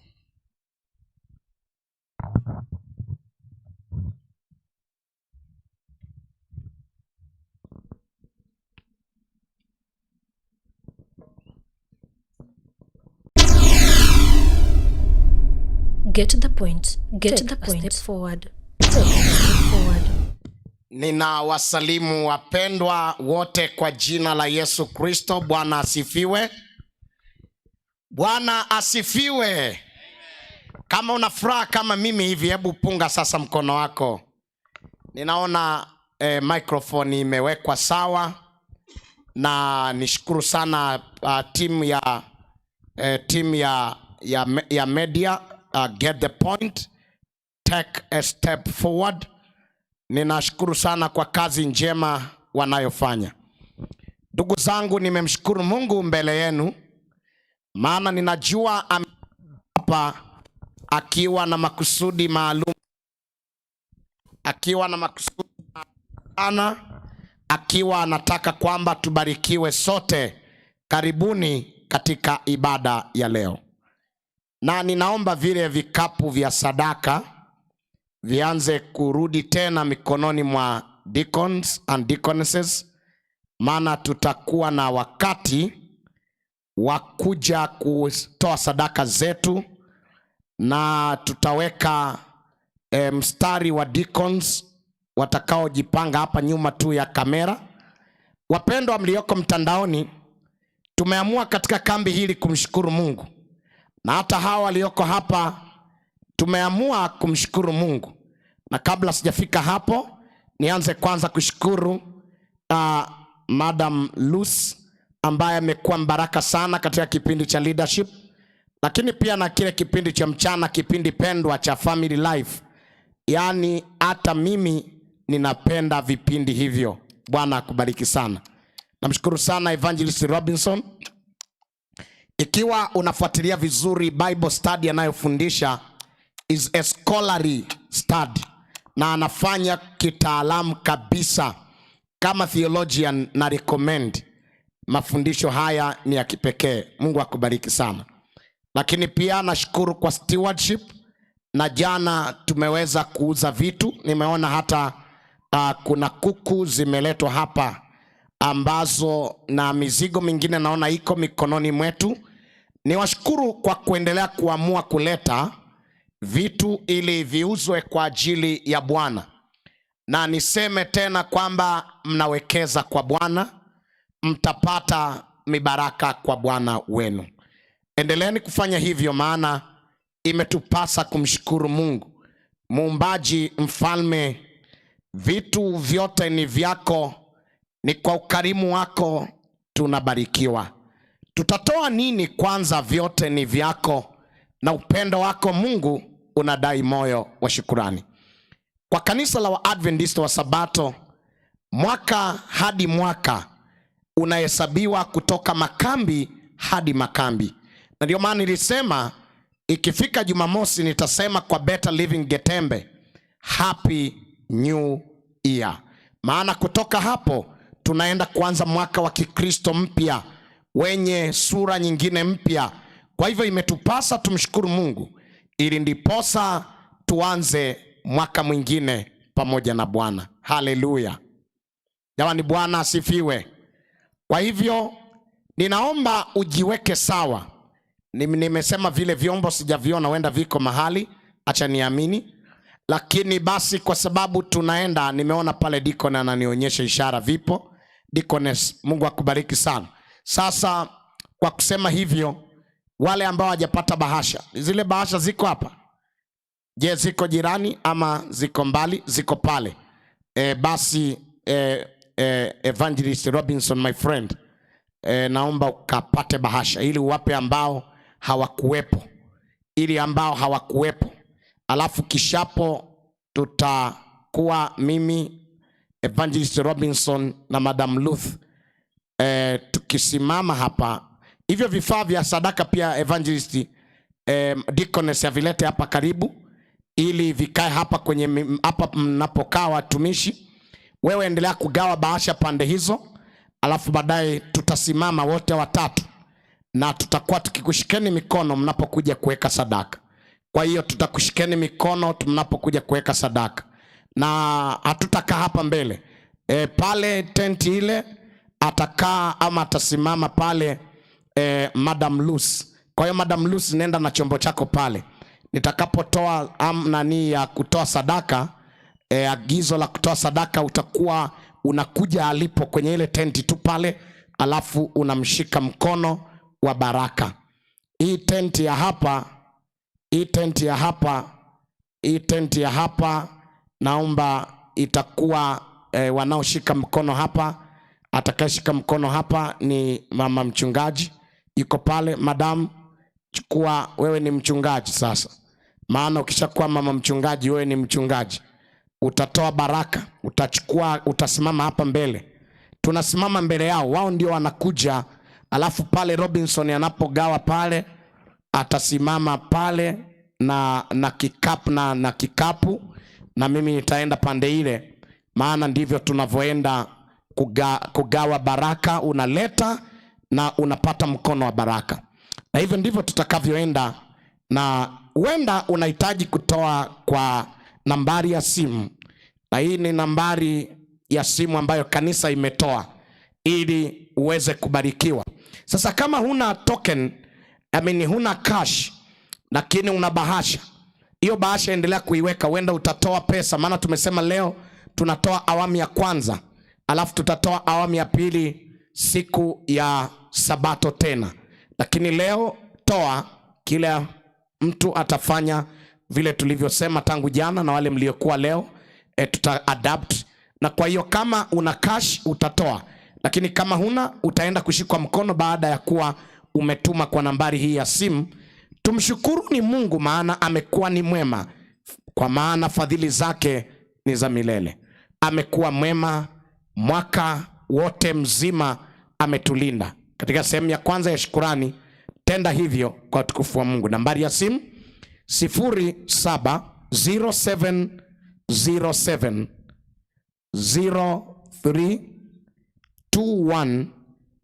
032177. Can I repeat? Kwa hiyo wale wanaotoa kwa simu ndio wakati wenu huo. Wale wakashi endelea kuweka pesa kwa envelope yako, ili wote kwa pamoja tutakuja kushika mkono, aliyetuma na aliyetoa cash. Naomba nirudie tena 0707 032177. I'm repeating 0707 032177. Can I repeat lastly? 0707 032177. Kwa hivyo madam utasimama hapa, madam utakuwa pale, Robinson utakuwa hapo, kwa hii tenti kubwa zaidi, pande hii mpaka kule. Alafu Santiel utakuwa hapo, sweetheart utakuwa pale, alafu mimi nitakuwa tu nikibariki kutoka hapa. Na kwa hivyo naomba basi chukua kapu hicho uende kwa haraka tu. Santiel, nenda kule pale juu, nenda pale. Robinson this side mpaka kule. Kila mtu mwenye bahasha na kila mtu ambaye anatoa kwa simu, wewe ni pale. Kwa hivyo ninaomba nirudie nambari tena 0707 032177. Na niombe church elder mmoja aliyeko hapa, baada tu ya sadaka hizo kutolewa, atakuja hapa, ataomba nami nitaomba, na tutaingia kwenye session fupi ya neno la mchana wa leo. Na ukiona Madam Lucy yuko hapa, kuna wale wako kule mbali, wale wote wale na kule Gatini, wote hao ni upande wako. Kwa hiyo make sure hata kama uko mbali, usinipite Mwokozi. Utasema usinipite Mwokozi. Wale walioko kule, kila mtu na sehemu yake. Baada ya kueleza hivyo, tulishataja namba ya simu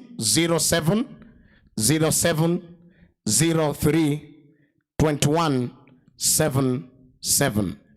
Ninaomba uendelee kufanya hivyo, waimbaji mkiwa makini, na tunaomba mwanze kusema wimbo namba wakati unaenda kuweka bahasha na unashikwa mkono. Sasa Santiel, ulivyosimama, geukia watu, simama mbele ya tent. Amenielewa kweli?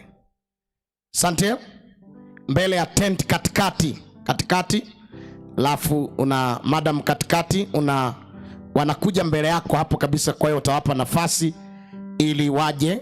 Na asante madam, uko sawa. Asante Robinson, asante. Kila mtu yuko sawa.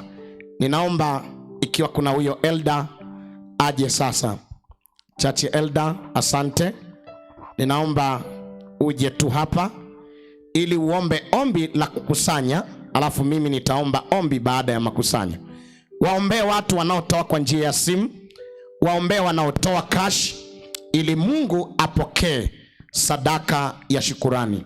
Tunamshukuru Mungu kwa mengi sana aliyotutendea. Elda, karibu. Tunaomba. Baba yetu na Mungu wetu wa mbinguni, muumba na mkombozi wa watu wako, adhuhuri ya leo tumekuja miguuni pako tushukuru kwa sababu ya wema wako. Imekupendeza kutuweka hai, imekupendeza kwamba wakubwa kwa watoto tukuje katika hekalu lako kwa ajili ya ibada. Tunaomba kwamba unapobariki wengine, nasi katika mkutano huu tubariki pia. Imefika wakati wa kukutolea matoleo ya shukurani kwa ajili ya kazi yako, na tunajua kwamba vyote ni vyako jinsi unavyonena katika Biblia. Kwa hivyo tunachotoa sasa sio jetu bali ni chako. Amen. Tukiomba kwamba utusaidie tukue waaminifu. Vyote ambavyo tutatoa kwa uwezo na mibaraka yako viweze kusambaa na kufanya kazi yako kadiri unavyopenda wewe. Amen. Baba yetu, tenda miujiza. Takapokuwa tunamaliza makambi haya tuseme hakika tumeona mkono wako. Moja na yale mchungaji atakayoyaomba, tunaomba kwamba uyafunge yawe kitu kimoja, utujibu sawa sawa na mapenzi yako, maana tumeomba katika jina la Yesu, Bwana na mkombozi wetu. Amen. Asanteni sana marafiki, asante Elda kwa ombi. Basi asante. Baada ya hapo sasa wimbo utakuwa zikiimbwa. Wale ambao mmepata nafasi ya kuwashika watu hao mikono, tamka baraka. Mtamkie baraka za mwaka mwingine. Mwambie amshukuru Mungu. Mtamkie baraka na tutaenda kwa spidi tu nzuri wakati tunaendelea. Kwa hiyo karibuni sana, na basi tutaangazia vile nyimbo zinaimbwa kwa uzuri na sadaka ikiendelea. Utaendelea kuimba huku unaenda, na ukibarikiwa, barikini watu hao, nami nitaomba ombi hatimaye. Asante.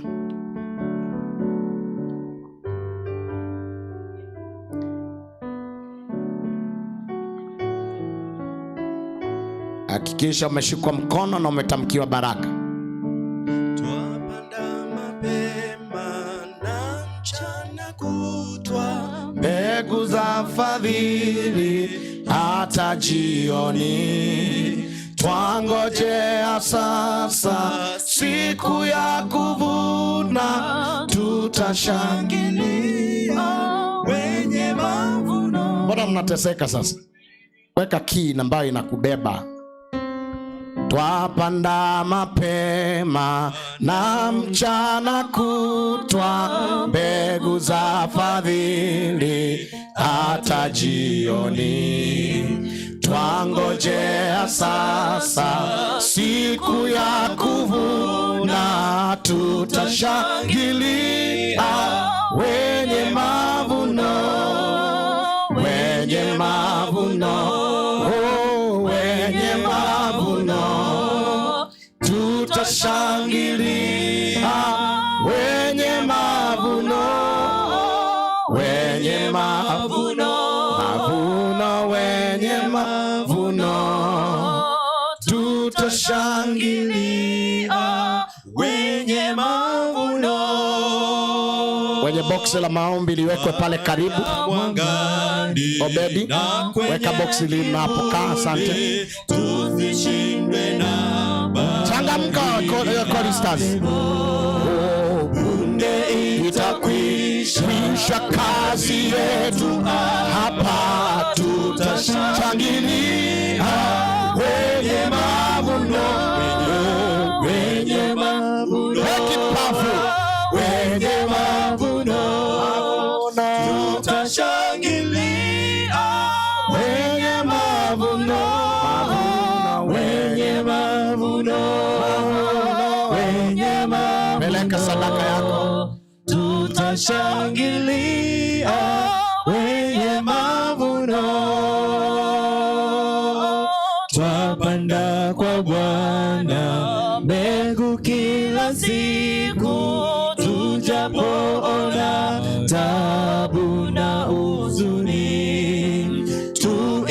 tujaposhinda atatupokea, tutashangilia wenye mavuno, wenye mavuno, wenye mavuno, tutashangilia wenye mavuno, wenye mavuno, wenye mavuno, tutashangilia wenye mavuno. Wakati tunaendelea kumalizia, kila mtu, ikiwa ulitoa kwa cash, umehakikisha umeshikwa mkono. Bwana aendelee kuwabariki, na ndivyo tutakavyoendelea na ibada yetu. Ikiwa kuna ambaye amebaki, tunaomba beti moja tafadhali. Mbaji mfalme, vitu vyote vyako. Mbaji mfalme, vitu vyote vyako. Ni kwa ukarimu wako ninabarikiwa. Ni kwa ukarimu wako ninabarikiwa.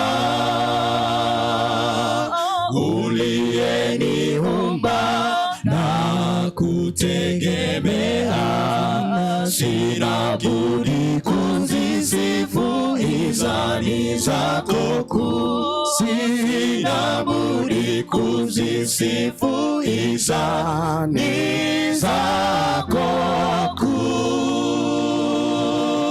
Nitatoa nini kwanza vyote vyako? Upendo wako wadai moyo wa shukrani. Upendo wako wadai moyo wa shukrani. Nipewe neema, niwe na uwezo wa kuishi kwako Bwana siku zangu zako. Wa kuishi kwako Bwana siku zangu zako.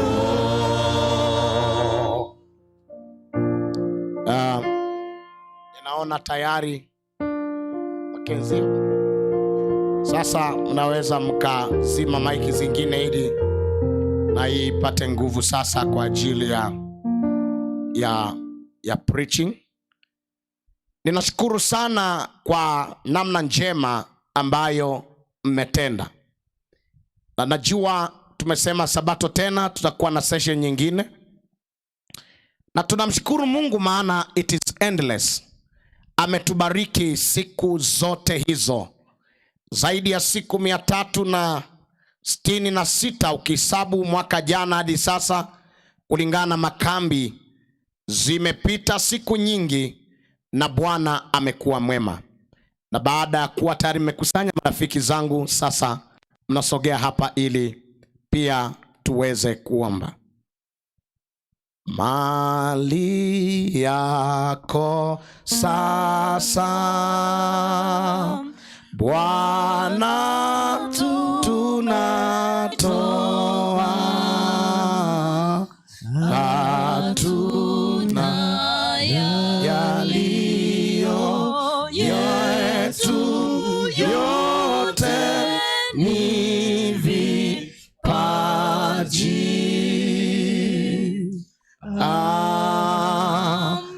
Amin. Mauzo ya jana yalileta 18,000. Tuseme amen. Kwani hilo nalo sio kubwa? Yalileta 18,000. Na hivyo sadaka yetu ya leo itahesabiwa tena. Tutajua tunavyoendelea kuongezeka kumshukuru Mungu. Na tutafanya hivyo tena na tena. Na kesho tutakuwa na session ya sadaka fupi tu, lakini Jumamosi tutakuwa na kilele. Na kabla sijampatia sasa, nilikuwa niombe lakini naona ataomba Robinson. Kabla hajaomba, niwape tahadhari. Kama una dharura kesho, ni bora uondoke leo ili kesho ndio uje. Kesho nina summon ya ajabu sana.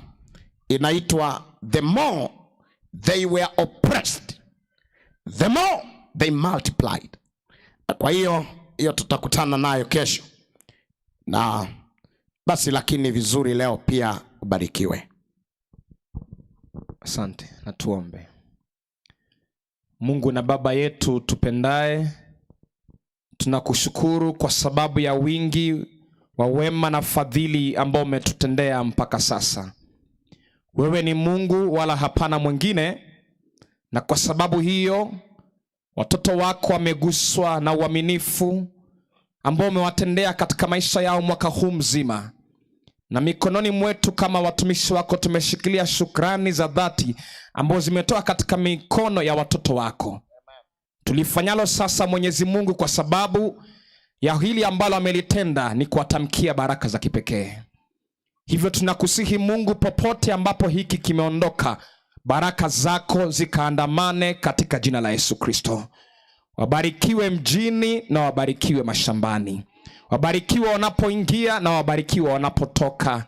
Kapu zao zisikose, Mwenyezi Mungu. Watoto wao wawe vichwa na wala sio mikia.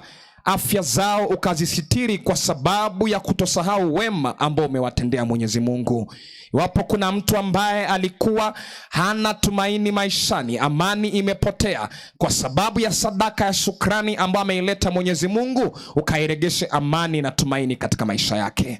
Yeyote ambaye alikuwa anahisi kana kwamba maisha ya mwendei vilivyo sawa, Mwenyezi Mungu, kwa sababu ya hili nalo ambalo limetendeka, Mwenyezi Mungu, amani yako ya kipekee katawale kwa sababu ya tendo hili speciali ambalo umelifanya, Mwenyezi Mungu. Waliotoa kwa cash, waliotoa kwa simu, wale ambao bado wanawaza kutoa, Mwenyezi Mungu, tunakusihi ya kwamba kila mwenye nia na ambaye ametranslate kuwa katika utendaji, baraka zako za kipekee zikazidi kuambatana, ili kwamba kusipungukiwe kwa neno lolote, Mwenyezi Mungu. Hata tunapojiandaa kwa vipindi vingine vya utoaji katika siku zilizobaki, ukazidi kugusa mioyo yetu, Yesu Kristo, ili kwamba uaminifu, uzuri na wema uliotutendea, bila shaka unadai moyo wa shukrani.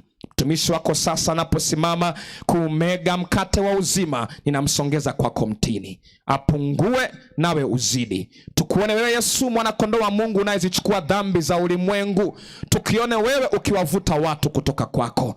Maneno yake ya kawaida ukamsahaulishe, lakini neno lako lenye uzima likatawale katika ulimi wake, Yesu Kristo.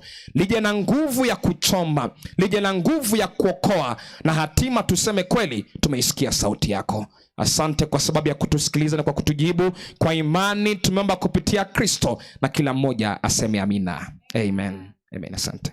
Hata mimi sasa ni zamu yangu ya kutoa, ili ndiposa nitamkiwe baraka. Hata mimi nahitaji. Amen. Napokea baraka hizi. Amen. Na ubarikiwe sasa, maana wewe ndio mimi. Amen. Amen. Amen. Amen. Amen. Amen. Nimebarikiwa, nanyi pia mmebarikiwa. Na kwa hivyo jina la Bwana litukuzwe. Jina la Bwana litukuzwe. Jina la Bwana litukuzwe. Get to the point. Take a step forward.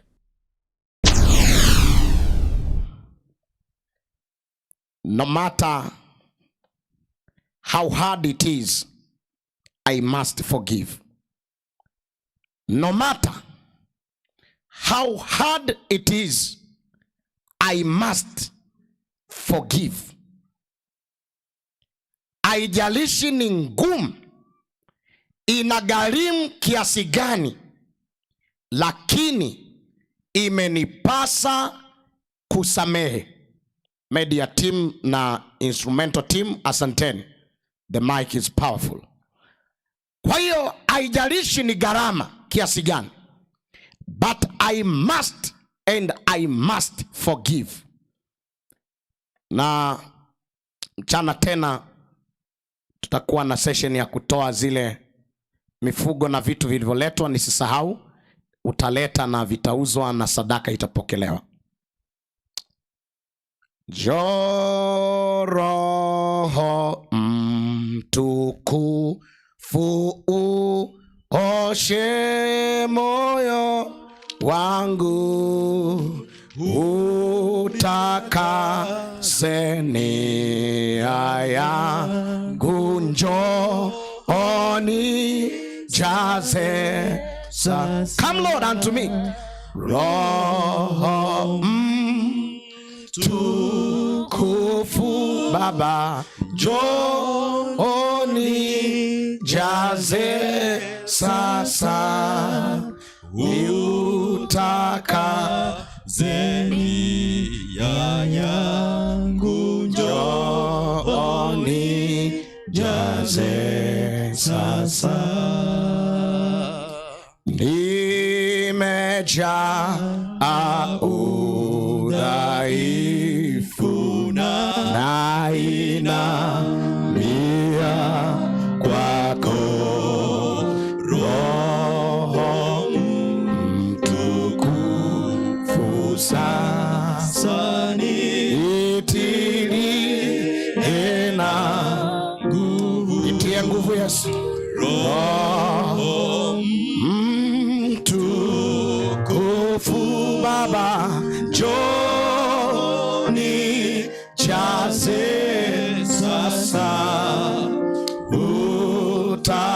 utakase nia yangu. Njoo nijaze Yesu, nijaze Yesu Baba, nijaze. Nimejaa udhaifu, lakini ninainamia kwako. Wewe ndiwe mwenye uwezo. Baba, nisaidie. Kuna mtu amekuja hapa ana ugonjwa. Roho Mtukufu njoo ujae ndani yake. Kuna mtu amekuja na msongo sana. Njoo Yesu ukae ndani yake. Kuna mtu amebeba moyo ambao hautasamehe kamwe, lakini kwa somo la leo, njoo ujae sasa.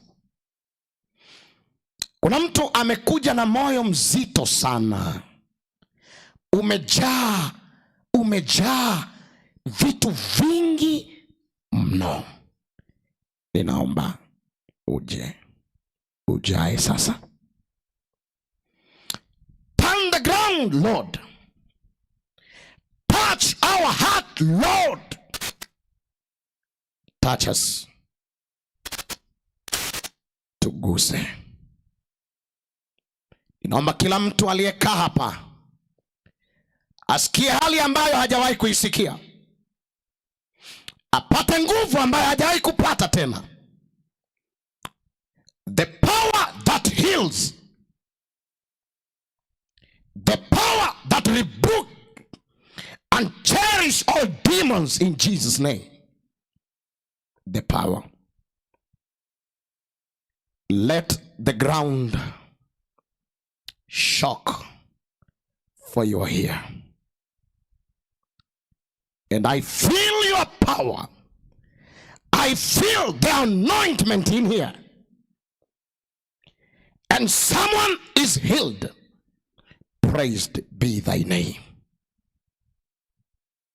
Kuna mtu anapona hapa.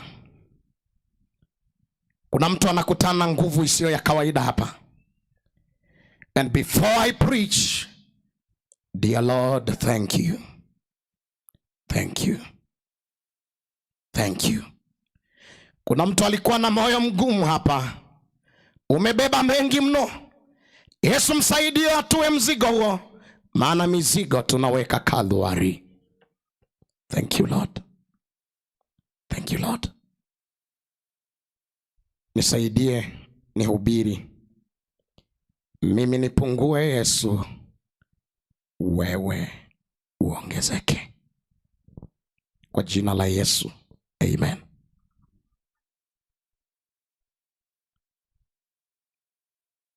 kuna watu hapa kwa ombi hili wamepona. Angalia mnavyoitika sasa. Kuna mtu hapa kwa ombi hili amepona. Mbona mna imani za kisia hapa bwana? Tunataka imani ya mbinguni sasa. Kuna mtu hapa amepona. Kuna amina fulani tu ikitolewa unajua uponyaji unaanza kufanyika. Kuna mtu hapa amekutana na muujiza wake. Na kama ulikuwa unajisikia hivi kwamba wenda ni mimi au sio mimi, ni wewe. Nasema tena ni wewe. Relax and enjoy. There is power moving the ground. Hamjakaa kwenye uwanja tu mliozoea. And I prayed today that whoever gets in here, there must be power. In Jesus' name. In Jesus' name. In Jesus' name. Kuna watu wanashangaa, ni uzoefu mgeni sana kwao. Mungu ndivyo atendavyo. Ukiona umeacha kazi zako umekuja hapa, hujaja kwangu. Na ninawaonya mbele, hujaja kwangu. Hujaja kwa Robinson, hujaja kwa Madam Ruth. Umekuja ukutane na Mungu wako.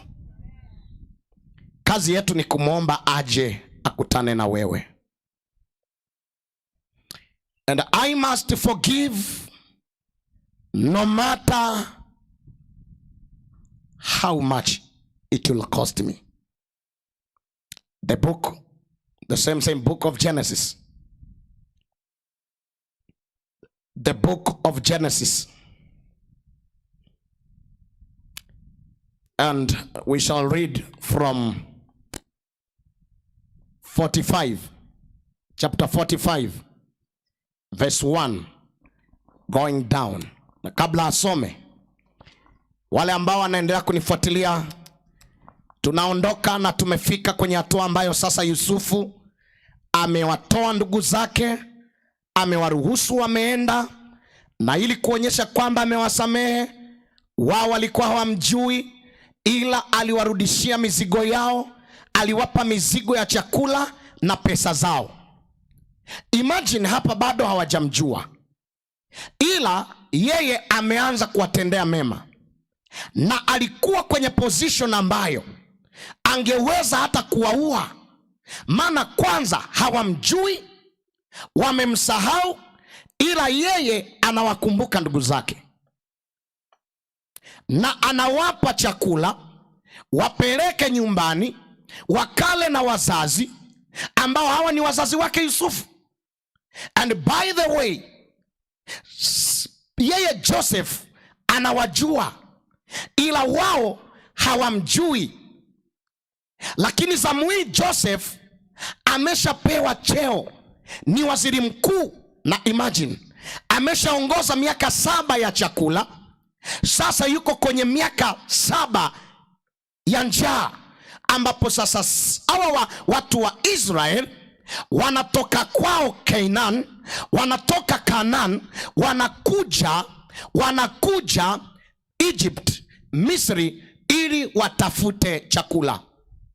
Lakini aliyeweka chakula akasaidia mawazo ya chakula kupatikana ni Joseph, aliyekuwa ameuzwa kama mtumwa, aliyekuwa ametoka kwao haeleweki, ameuzwa kwa bei ndogo mno, vipande 20 vya fedha.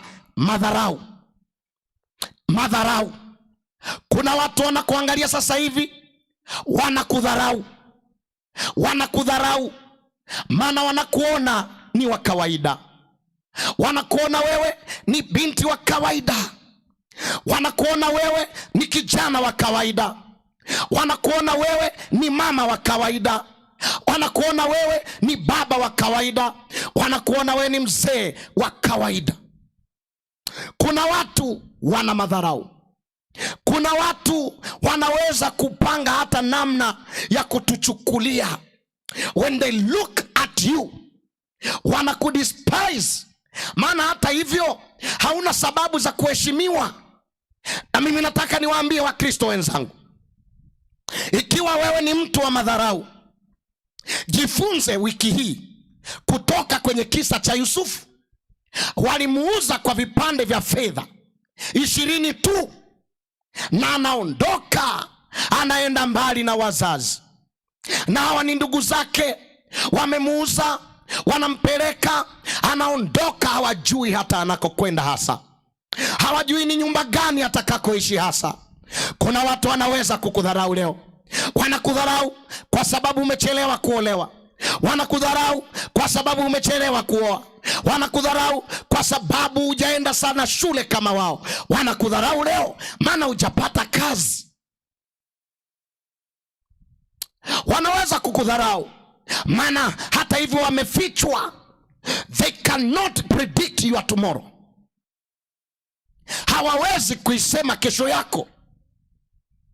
Na mimi nimetoka familia ya kudharauliwa. And I am sure dharau nyingine, madharau mengine yanaletwa ili kuboost imani yangu. Yanaletwa ili kuuplift imani yako. Yanaletwa ili usitegemee akili zako. Madharau mengine yanakuja ili ufunge na uombe. Madharau mengine yanakuja ili uisome Biblia na uone ahadi za Mungu ndani yake. Madharau mengine yanakuja ili uendelee kuwa mtumishi wa Mungu. Madharau mengine yanakuja ili Ukristo wangu na wako upande. Ajabu ni kwamba utakapodharauliwa na upoteza imani yako, uache kanisa, uache kwaya, uache kuwa kiongozi, urudi kanisa nyuma, urudishe imani yako, hapo ndipo utapoteza. Nimeona Wakristo wengi, they love God at the top of mountains. They cannot love God at the valley. Lakini nampenda mwimbaji mmoja anasema, the Lord of the mountain is the Lord in the valley. Mungu anayeweza kukuweka kilimani leo bado ni Mungu anaporuhusu uwe kwenye bonde. Joseph anamjua Mungu yule yule ambaye wazazi wake wamemfundisha, na aliwamuona Mungu katika sura ya kupendwa na wazazi wake. Akanunuliwa kanzu, akavaa kanzu vizuri, akapendwa kuliko wenzake. Joseph angeweza kusema, kama Mungu nilimjua wakati napendwa na wazazi, na tena hata ndugu zangu wananipenda, kama Mungu ninayemjua ni yule Mungu aliyefanya nipendwe, huyu anayefanya niuzwe kama mtumwa, huyu sio Mungu. Angeweza kumdinai Mungu. Angeweza kusema, ninamjua Mungu wa Israeli na simuamini kama anaweza kufanya jambo Egypt. Ninaamini kwamba alitenda nikiwa Israel, but I am not sure. Sina uhakika kama Mungu huyu anaweza kuwa na mimi tena Egypt. Nina habari njema kwako msikilizaji. Mungu aliyekuwa na wewe wakati mambo yako sawa ndiye Mungu ambaye yuko na wewe pale mambo yanapoonekana hayaendi. Hizi amina za matumboni nilikataa. Hizo nilizikataa. Naomba nirudie tena. Mungu ambaye alikuwa na wewe wakati mme wako yuko hai ni Mungu bado mme wako ambapo amekufa. Mungu ni yule yule wakati mtoto wako uliyemtegemea akiwa hai leo amekufa, watu wanakuona, utaishije? He is still God and he is in control. Hallelujah. He is in control. And I am twisted and I am vibrated and I am uplifted here to say, the God whom you believed, Mungu uliyemwamini jana ni Mungu hata leo. Nasema tena ni Mungu hata leo. Endelea kumwamini. Hebu mwambie jirani yako, endelea kuamini. Sasa unamwambia ama una whisper wewe? Hebu mwambie tena, endelea kuamini. Mwambie tena, Mungu ni yule yule. Halafu mwambie tena, endelea kuamini. Mwambie tena, endelea kuamini. Ninamjua Mungu. Mungu ni yule yule. Na Joseph ameendelea kubaki na Mungu, akiwa na wazazi, akiwa mbali na wazazi, akiwa Israeli, akiwa Misri. Mungu wake ni yule yule. Don't change. Na mimi nataka niwaambie, kuna sura mbili za watu. Ili bongoja niliseme kwa umakini. Kuna sura mbili za watu, na maisha yana shilingi mbili. Kuna wakati mambo yanaenda vizuri, kuna wakati mambo hayaendi, na kuna wakati mambo yanaonekana kuwa katikati. Lakini sana napenda kuongelea wakati mambo yanaenda na wakati mambo hayaendi. Nimeona Wakristo wengi wakimwacha Mungu, walipogombea wakapata kura, wakawa viongozi wa serikali, wakapandishwa vyeo, wakawa na vyeo serikalini. Nimeona watu wakimwacha Mungu, biashara zilipokaa vizuri, walipopata wateja, mitaji kaongezeka, wakawa na maisha mazuri. Nimeona wakimwacha Mungu. Nimeona watu wakimwacha Mungu baada ya kuendesha magari. Nimeona watu wakimwacha Mungu baada ya kujenga nyumba nzuri. Nimeona watu wakimwacha Mungu baada ya kuolewa na mwanaume mzuri. Nimeona watu wakimwacha Mungu baada ya mambo kuwa yamekaa sawa kwao. Nimeona watu wakiacha Mungu baada ya kwenda college na universities. Nimeona wakimwacha Mungu. Wanasemaje unajua? Tena wana Kiingereza kile cha UK, US. Alikuwa anaimba kwaya vizuri, alikuwa anakuja church mapema, alikuwa ni mshiriki mzuri, lakini ana double standard. Anasahau Kristo wake baada ya Mungu kumtendea muujiza. Anaanza na Kiingereza, you know nowadays I'm sorry. Yani Mungu amekupa kazi, umekuwa busy, hauwezi kuja maombi ya Jumatano. Is God not fair? Je, Mungu ametenda dhuluma gani? Amekupa kazi, sasa unapewa na safari za Jumamosi. Wewe kila Jumamosi you cannot go church. Na ulikuwa mzee mzuri, ulikuwa mwanakwaya mzuri, Dorcas mzuri, AWM mzuri, ulikuwa kijana mzuri, umepata kazi, una double standard, una kwenye lesoni tena uchangii, afu unaanza kusema unajua mimi ni Mkristo, nilikuwa nasoma lesoni, nilikuwa Robinson, yani usinione hivi, hiyo lesoni nilikuwa nachambua nje ndani. Lakini siku hizi majukumu, si unajua tena majukumu. And by the way, I am very busy. Je, Mungu amefanya vibaya kukupa kazi? Mbona basi unaiba muda wake? Mbona tena haufungi na kuomba? Anasema usinione hivi, nilipata mke kwa maombi mengi sana. Lakini siku hizi eti nilipata mke kwa maombi, lakini ndio huyo ananichanganya. Hata najiuliza, mbona Mungu nilikuomba ukanipa mke mzuri? Mbona leo ameanza madharau? Mbona leo ana vita kwenye nyumba? Haujajua siri wewe. Kilichopatikana kwa maombi kinalindwa kwa maombi. Get it from me. Ikiwa unapata shule inakupa kazi, alafu unashusha Ukristo, that is not a blessing, it's just a success. Ngoja nikusogelee. Kuna tofauti kati ya baraka na mafanikio. Hebu kama umenielewa sema amen. Hivi mkogo hapa au mmesafiri mtarudi kesho? Haya, kuna tofauti kati ya baraka na mafanikio. Hebu mwambie jirani yako tena, kuna tofauti kati ya baraka na mafanikio. Ama ni Kiswahili? Ama ni Kiswahili ndio mnataka kuachumu kwamba amwezi? Mwambie hata kwa Kikisii. Haya, mwambie tena. Kuna tofauti kati ya baraka na mafanikio.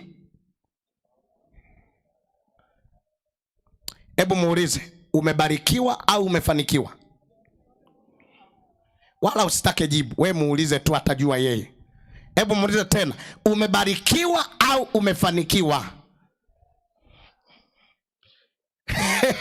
Are you blessed or you are just successful?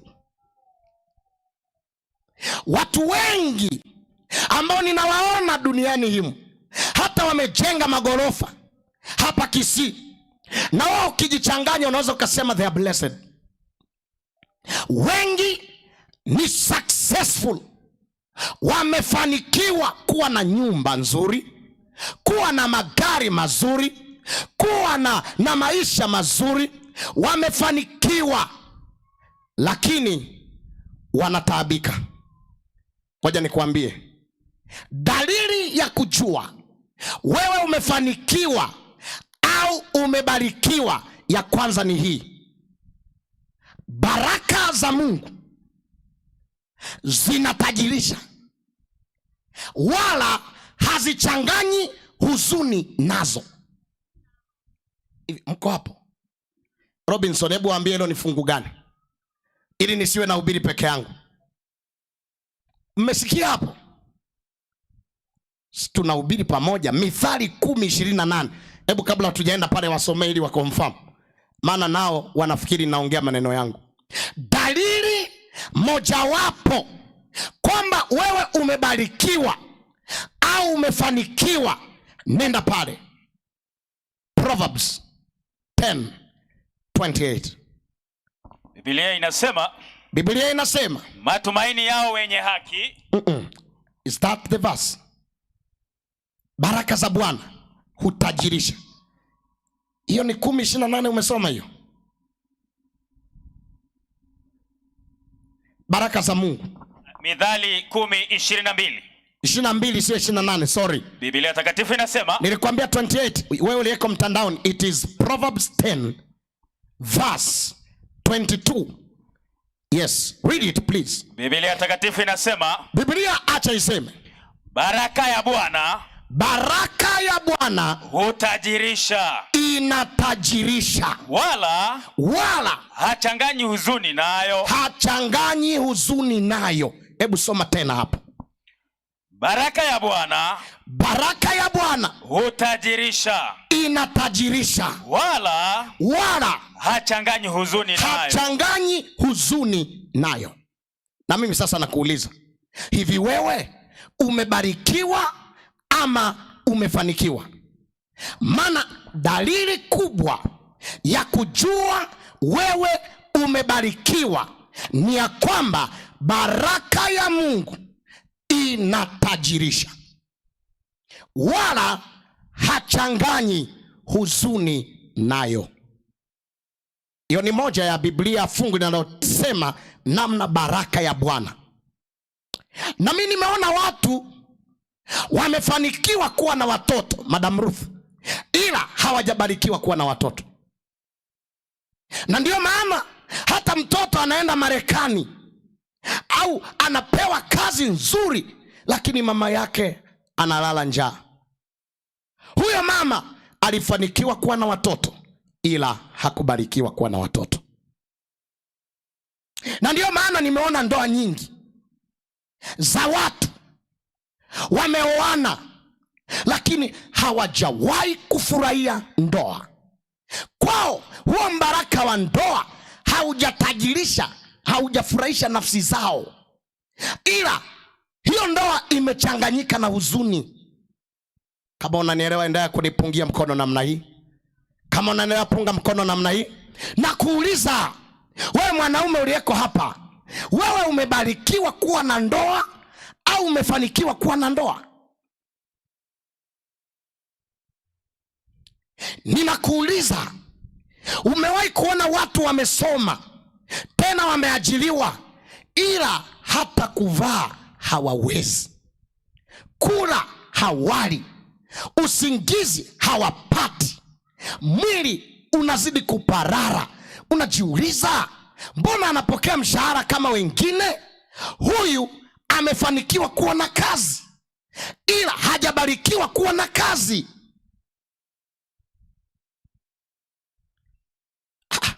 Wanaonielewa wapunge mkono tena namna hii.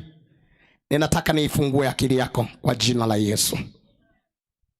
Umewahi kuona mtu anavuna, anapata mazao mengi, anauza, hadi watu wanasema kwa fulani kilimo kimempa pesa?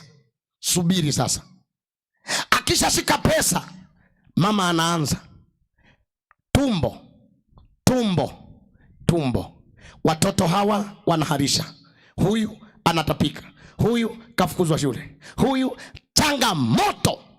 Tunasubiria kuona ile hela impe maisha, anataabika nayo, inapotea kama upepo. Alifanikiwa kupata hela, ila hazikugeuzwa kuwa baraka kwake. Hebu mwambie jirani yako, unaelewa? Hebu mwambie tena, unaelewa? Umewahi kuona mtu amefanikiwa kuwa na mchumba, ila hajawahi kubarikiwa kuwa na mchumba? Na ndio maana kila uchumba unavunjika, maana anafanikiwaga kuwa na wachumba, ila hajawahi kubarikiwa kupata mchumba. Mama wa ndoa, ninasogea huko nako kidogo kidogo. Na mimi natamani baada ya makambi haya, you will no longer be successful, but your success shall be turned to be a blessing in your life. Mafanikio yako na yageuzwe yawe baraka kwa jina la Yesu. Lakini it's not just by saying. Hauwezi kupata baraka kwa kusema, kuna process.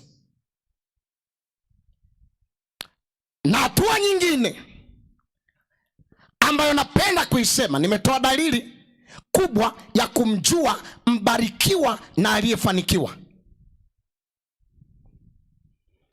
Mtu amebarikiwa kuwa na nyumba nzuri, ila kila akiingia hiyo nyumba kichwa kinauma, tumbo linauma, usingizi hapati. Akiingia tu akionana na mke wake hivi kwa chumba, mama anakwazika, anaenda kulala na watoto. Wewe unapambana, mke mjeuri. Have you turned success into blessings? Hivi haya maisha tutaishije? Maana tunayapenda mafanikio, yanavutia, yanafurahisha, lakini furaha yake ni ya kitambo. Baraka, dalili ya pili, kabla sijakupa kanuni, dalili ya pili, baraka za Mungu ni za milele. Jamani, ni za milele. Nasema tena, ni za milele. Ningekuwa na muda ningekusomea sasa kitabu cha Kumbukumbu la Torati 28. Utasoma kanuni ambayo inaleta baraka. Hebu kwa sababu tu muda ndio huu, soma pale bro, ili niingie katika kile nilichokuwa nasema. So session yetu utaona Mungu amenirudisha hapa kwenye namna Yusufu alivyokuwa ana progress. Nimesema kanuni ya kwanza ya kujua wewe ni mbarikiwa ama umefanikiwa. Naomba nirudi tena nikupange vizuri. Kanuni ya kwanza, lazima ufurahie ulicho nacho. Maana baraka ya Mungu inatajirisha, nayo haichanganyi huzuni. Jamani, Bwana asifiwe. Kama unanielewa si useme amen. Kama unanielewa si useme amen. Ndio, ukiona ndoa imeanza kukuchanganya, inakutoa machozi, anza kutafuta kugeuza tena hiyo ndoa, isiendelee kuwa mafanikio, irudi kuwa baraka. Jamani, Bwana asifiwe. Jamani, Bwana asifiwe. Jamani, Bwana asifiwe. Ukiona biashara inakutibua, iombee tena. Ni kama kuna njia umeruka, ni kama kuna hatua umeachana nayo, sasa inaanza kwenda kuwa ya mafanikio tu, na usipojali utateseka. In every day. Naomba nirudi pale kwa bro Robinson. Ndio maana kwenye sala ya Bwana anasema give us this day our daily bread. Nimeona aliyenielewa sijui ni mmoja. Ndio maana anasema utupe leo riziki yetu. Aliyenielewa atasema amen. Ndio maana inasema utupe lini? Jamani, utupe tena lini? Riziki ya namna gani? Itakukusanyia hayo mambo, alafu utaondoka ukiwa umeshiba. Hebu soma kwanza Kumbukumbu la Torati 28. Fungu la kwanza, nenda chini haraka. Itakuwa utakaposikia sauti ya Bwana Mungu wako kwa bidii kutunza kuyafanya maagizo yake yote ni kuagizayo leo. Sawa? Ndipo Bwana Mungu wako atakapokutukuza juu ya mataifa yote ya duniani. Ndipo Bwana Mungu wako. Hebu anzia pale mwanzo. Ndipo Bwana Mungu wako. Itakuwa utakaposikia sauti ya Bwana. Utakapoisikia sauti ya Bwana Mungu wako kwa bidii, tena sio kidogo, kwa bidii kutunza kuyafanya maagizo yake yote. Tulia pale. Itakuwa Madam Lucy, itakuwa utakapoweza kuisikia sauti ya Mungu kwa bidii, na kwenye kila kitu kuna sauti ya Mungu. Narudia tena, kwenye kila kitu kuna sauti ya Mungu. Itakuwa ukitaka kufanya biashara, utakapoisikia sauti ya Mungu kwa bidii. Unaposema unaanza uchumba, itakuwa ili wa uchumba ugeuzwe kutoka kuwa kufanikiwa kuwa baraka. Itakuwa utakapoisikia sauti ya Mungu kwa bidii. Hebu tuseme kwa bidii. Tuseme tena kwa bidii. Na kuyashika ninayokuagiza. Hakuna kitu unachofanya bila maagizo. Na Biblia ina kila maagizo ya chochote mtu anachotaka kufanya. Itakuwa utakaposikia sauti ya Mungu kwa bidii na kufanya yote ni kuagizayo leo, Bwana anasema nitafanya nini? Nitafanya nini, Mackenzie? Bwana anasema na baraka hizi zote. Na baraka hizi za namna ngapi, wapendwa? Jamani, na baraka hizi za namna ngapi, wapendwa? Za namna ngapi? Zote. Ndio zitakujilia na kukupata usikiapo sauti ya Bwana. Usikiapo sauti ya Bwana Mungu wako. Nisikilize hivi. Moja ya kanuni ambayo inaweza ikawa ndiyo jiwe kuu la pembeni la kugeuza mafanikio na baraka hizi zote ziambatane na wewe, kanuni nayo ni hii: kusikia sauti ya Mungu kwa bidii na kufanya yote anayokuagiza kwenye jambo unalotaka kufanya. Kama unanielewa, punga mkono namna hii. Jamani, haleluya. Mimi si yule mchungaji wa pokea. Unapokea nini wewe? There must be a formula for you to be blessed. Na kanuni ni hii, usiivunje. Sikia kwa bidii na kufanya anayokuagiza. Kama ni kwenye ndoa, sikia kwa bidii, wewe mwanaume, ambayo Mungu anakuagiza kwa mke wako, utapata baraka. Kama ni kwenye ndoa, wewe mwanamke, sikia kwa bidii anayokuagiza Mungu. Baraka hizi zote ndizo zitakazokuwa na wewe.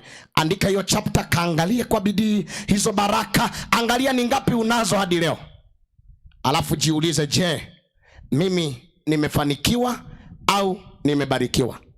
Nimeona Wakristo wengi wanakuja tuombe, nami nimeomba na watu wengi, ila ukimuuliza, mbona kadiri unavyoenda kanisani, mbona sikuoni ukibarikiwa? Mbona wewe ni mfanikiwa? Mbona una mafanikio?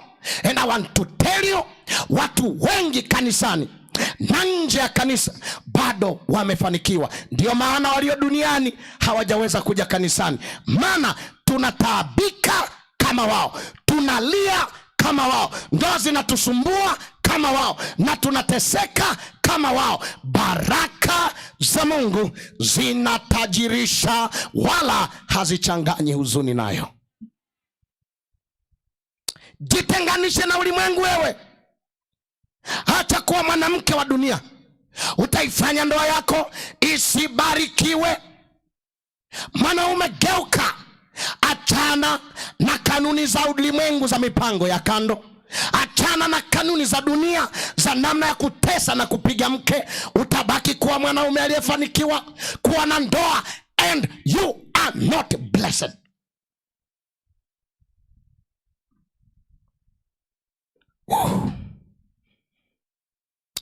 Unajua, nilipolijua hili, siku moja nilikuwa nasoma Biblia nikiwa hapo Kigoma hapo juzi. Hii fungu nayasoma kila siku na nimehubiri hii habari kila siku, ila juzi wakati nasoma tena nilisikia moyo ukiuma, and I cried. Nikamwambia Mungu, naweza nikahubiri lakini ndoa yangu isibarikiwe ikabaki kufanikiwa. Nisaidie kumpenda mke wangu, nisaidie kuwa mwaminifu kwake, nisaidie kutunza amri zote, mapenzi yote na matakwa yako kuhusu ndoa, ili basi uibariki ndoa yangu.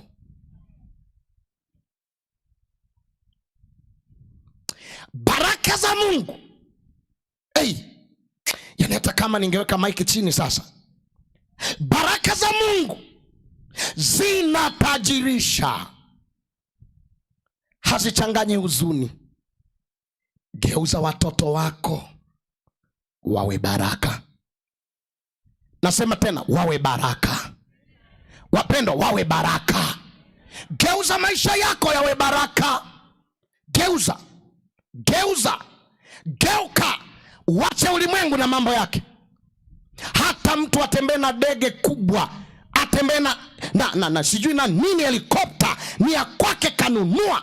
Kama ana usingizi mzuri, ana umwa ovyo, ana masononeko, acha mimi nibaki hapa chini nikira obokima boburi ama vere chinyeni ama gena na kula hivyo, lakini ukiniangalia, I am strong and blessed. Hii dunia hii, ndio maana Biblia ikasema ni vigumu tajiri kuingia mbinguni kama ngamia kupenya kwenye tundu la sindano. Na hilo tundu la sindano sio sindano unaoshonea, ni tundu la sindano yako kule Misri. Haya matundu very hard to pass in. Maana yake ni nini? Kadiri mwanadamu anavyopata mali, mafanikio na baraka, moyo wake unajitenga mbali na Mungu. Hana muda tena na Mungu. Ngoja nikuulize, mara ya mwisho kukaa serious kusoma Biblia ni lini? Yani serious, achana na hii ya kubambanya, kuna fungu nimelipata. Mara ya mwisho kukaa chini ukasoma Biblia kwa utulivu ni lini? Alafu umekuja makambi, pastor amekuja kutoka TZ. Hata ningetoka UK utabaki mle mle. Mwambie jirani yako, umeipata hiyo? Wewe ndiye wa kuamua kubadilisha mafanikio yako yawe baraka zako, na wala Mungu hajakuacha. Kinachokutesa ni mafanikio yanakutesa. Na ili ujue Mungu anakupenda, hajaacha wewe usifanikiwe. Ndio maana Mungu anasema mimi ni Mungu mwema, ninawanyeshea mvua wema na watu gani? Hivi mpo kweli? Nawanyeshea mvua wema na wabaya. Hiyo atawafanya wapate hayo mafanikio na mikate ya kila siku. Lakini Ibrahim alipochagua kuisikia sauti ya Bwana kwa bidii na kufanya yale yote ambayo Bwana anamwagiza, Ibrahim alitoka Harani akiwa successful, akaendelea na safari, and at the long he was keeping on going on with the Lord. Success turned into a blessing. Huyu Yusufu ametembea, ameuzwa kwa dharau, ila akaishika na kuisikia sauti ya Bwana. Kanuni nyingine kubwa ambayo ni formula ya mbarikiwa, a blessed person. Mbarikiwa daima yeye anataja Mungu. Ukimuuliza utaweza kufanya hiki, hakimbii kwamba naweza, anasema kama Bwana aishivyo ninaweza. Na asemi kwa maigizo. Joseph was really meaningful. Alikuwa anajua anachosema na anatembea na Mungu, anamwakilisha Mungu, anakataa matendo ya kidunia. Mwangalia akiwa kwa mke wa Potifa, anamwambia kama Bwana aishivyo sitafanya. Anaenda kule gerezani, anawaambia walio gerezani ni Mungu atakayewafanyia tafsiri. Anaenda kwa Farao, anamwambia Farao, wamekuambia mimi niliwatafsiria, I am not the one, it is God. Yeye formula ambayo alikuwa anafanya ili abarikiwe, in every success it was God in him. Jamani, Bwana asifiwe. Kama unanielewa tena punga mkono namna hii. Usikishangaa nitaweka maiki chini alafu umebaki vile vile. Watoto wa Mungu, Yusufu kwake ilikuwa ni Mungu, na alikuwa anafuata hii formula, kusikia sauti ya Mungu kwa bidii, kufanya yote anayoagizwa. Sasa wewe utabarikiwaje na wakati ulipoanza kupata fedha unaongeza wanawake? Ulipopewa kazi unadharau mwanaume wako? Ulipoenda shule tu ukirudi Kisii kila mtu madharau na mwendo umebadilika? Nguo zimechange, mambo yote yamebadilika. No, maintain Christianity. Baraka zinatunzwa. Jamani, baraka zinatunzwa. Wapendwa, baraka zinatunzwa. Let me now go to the very last, and many will be blessed by this part. 45 Genesis.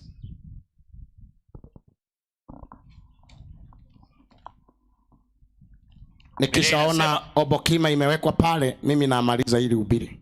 Kwa nimeiona. Wewe tulia tu nifuatilie. Mimi ndiye naona, wewe niangalie. Haya, tuende. Hapo Yusufu hakuweza kujizuia mbele yao wote waliosimama karibu naye. Ndiyo. Akapiga kelele na kusema, mwondoeni kila mtu mbele yangu. Kumbuka Samui Benjamini mdogo wake wa tumbo moja ameletwa, na tena Yusufu akashindwa kujizuia. I must forgive no matter what.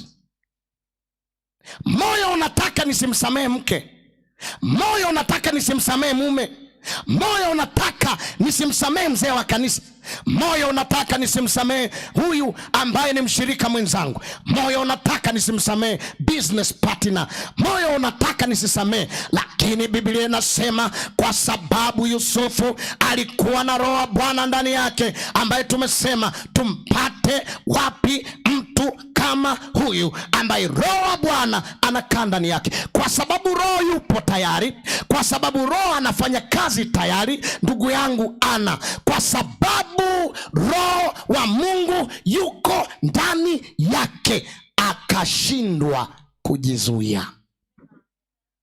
Hebu soma. Wala hakusimama mtu pamoja naye. Akalia. Yusufu alipojitambulisha kwa nduguze, ndio akapaza sauti yake akalia. Anapaza sauti, anawaangalia waliomuuza, anapaza sauti, anawaangalia waliomdharau, wamemuuza kwa madharau.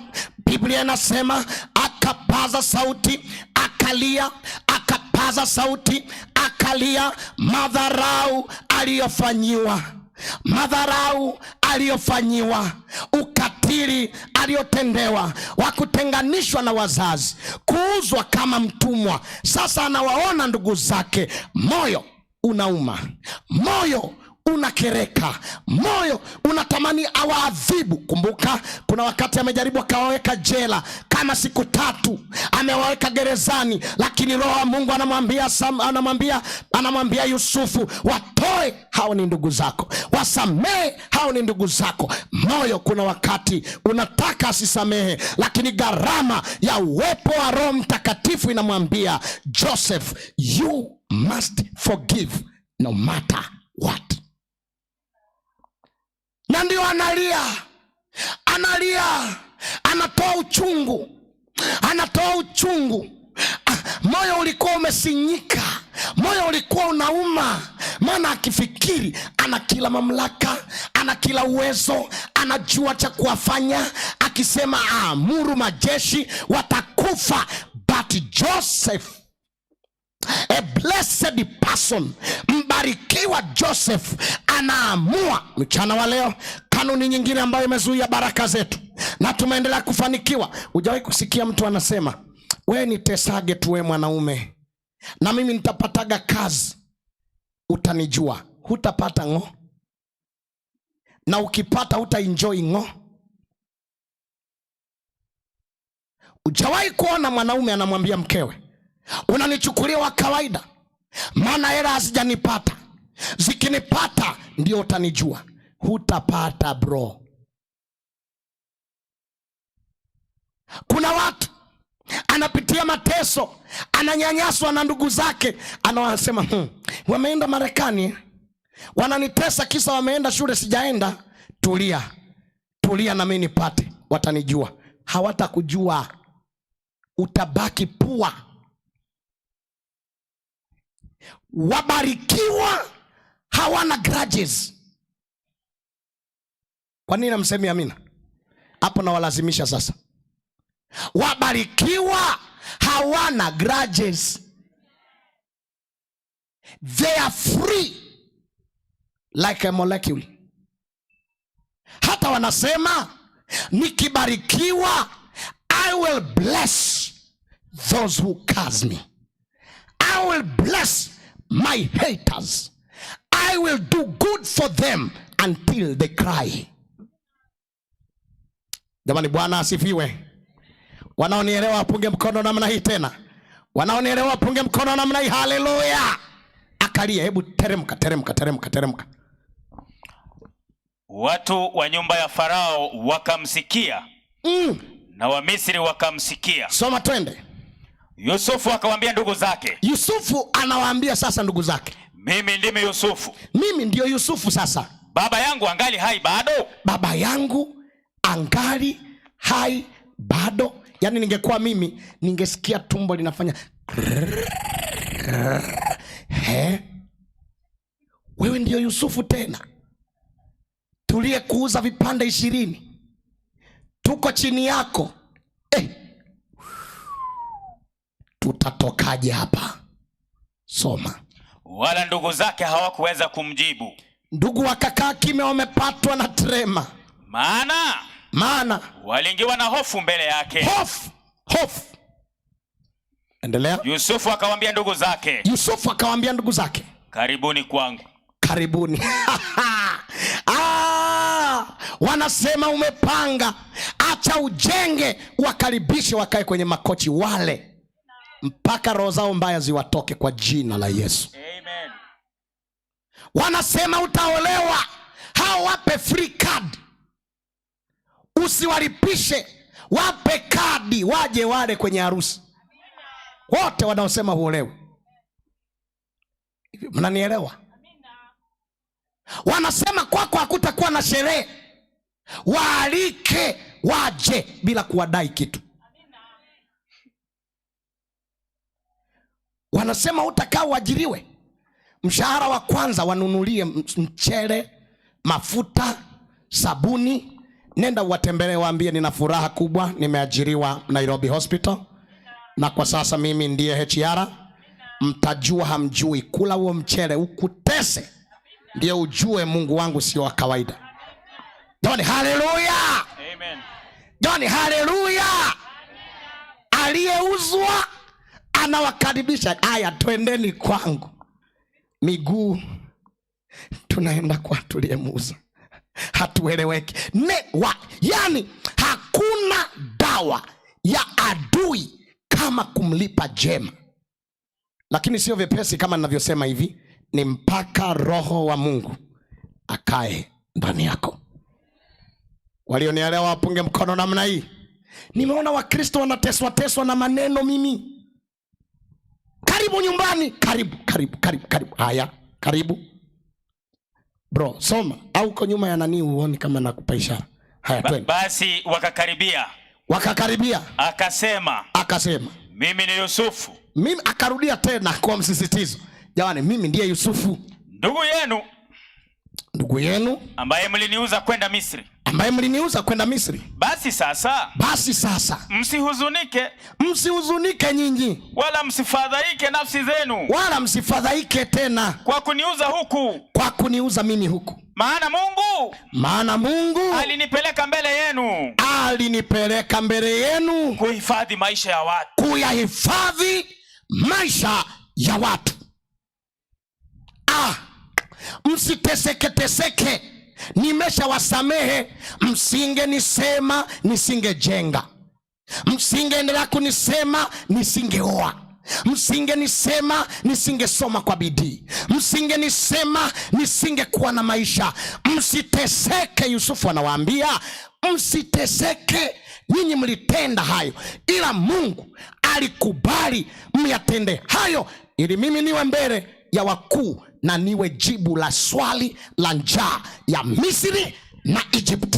Mlinitesa, but it was good for you and it was planned by God. Jamani, hallelujah. Jamani, hallelujah. How many of you are moved by this sermon? Yusufu anawaambia ya mnapata shida ya nini nyinyi? Kwanza mngeendelea kuniacha kule, ningekuwaje mkubwa hapa Misri? Haya, twende. Bro, koma. Biblia Makenzi wakinogewa na Biblia anaweka chini, ananiangalia, alafu baadaye nikitoka anakuja kuhubiri kama nilivyohubiri. Samahani. Hivyo ndivyo alivyo rafiki yangu. Ni kwa wema tu. Twende kazi. Maana miaka hii miwili njaa imekuwa katika nchi. Na miaka uko fungu la ngapi? Ni fungu la 6. Hebu nenda fungu la 10. Biblia inasema nawe utakaa katika nchi ya Gosheni.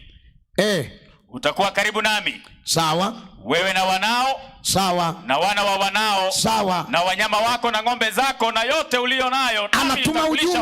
Anatuma ujumbe sasa. Anawaambia nenda, kawaambie wale wote wazazi wangu, baba na mama, mifugo yote na kila kitu mlicho nacho, tokeni huko Canaan, Joni, nitawalisha, nitawasomesha watoto wenu, nitafanya kila kitu kwa ajili yenu. Inauma, lakini kwa kuwa Roho wa Mungu yupo ndani yangu, I must forgive. Please, I must forgive. Yani mteswa sasa anawaambia ndugu wote, njoni mkae hapa, watoto wenu hapa, mifugo yenu hapa, alafu ninawapa mlima. Ninawapa mlima, mkae hapo Gosheni, mle maisha hata kama mliniuza. I must forgive no matter how costly it is. Jamani, hallelujah. Jamani, hallelujah. Amen. Jamani, hallelujah. This is the gospel. Amen. Please, my time is not with me. Ninataka ufike fungu la 15 hapo, linasemaje? Biblia inaendelea kwa kusema, Na tazama, macho yenu yanaona na macho ya ndugu yangu Benyamini ya kwamba ni kinywa changu mimi kinachosema nanyi. Anawahakikishia tena ni mimi Yusufu, maana hata Benjamini anaweza kuwajibu kweli ndimi. Nanyi mtamwarifu baba yangu habari za fahari yangu yote katika Misri. Sawa. Na za vyote ni mlivyoviona. Tulia. Hey. What is powerful here? Kawaambie wazazi jinsi mlivyokuwa mmenitesa, lakini kawasimulieni kidogo nyumba mlioiona ilivyo ya fahari. Kawasimulieni kidogo magari yanayoongozana na mimi. Kawasimulieni kidogo kwamba mimi ndio kiongozi wa chakula. Kawapeni habari. Kawaambieni kwamba Mungu yule yule amenipa kuliko ninyi. Jamani, Bwana asifiwe.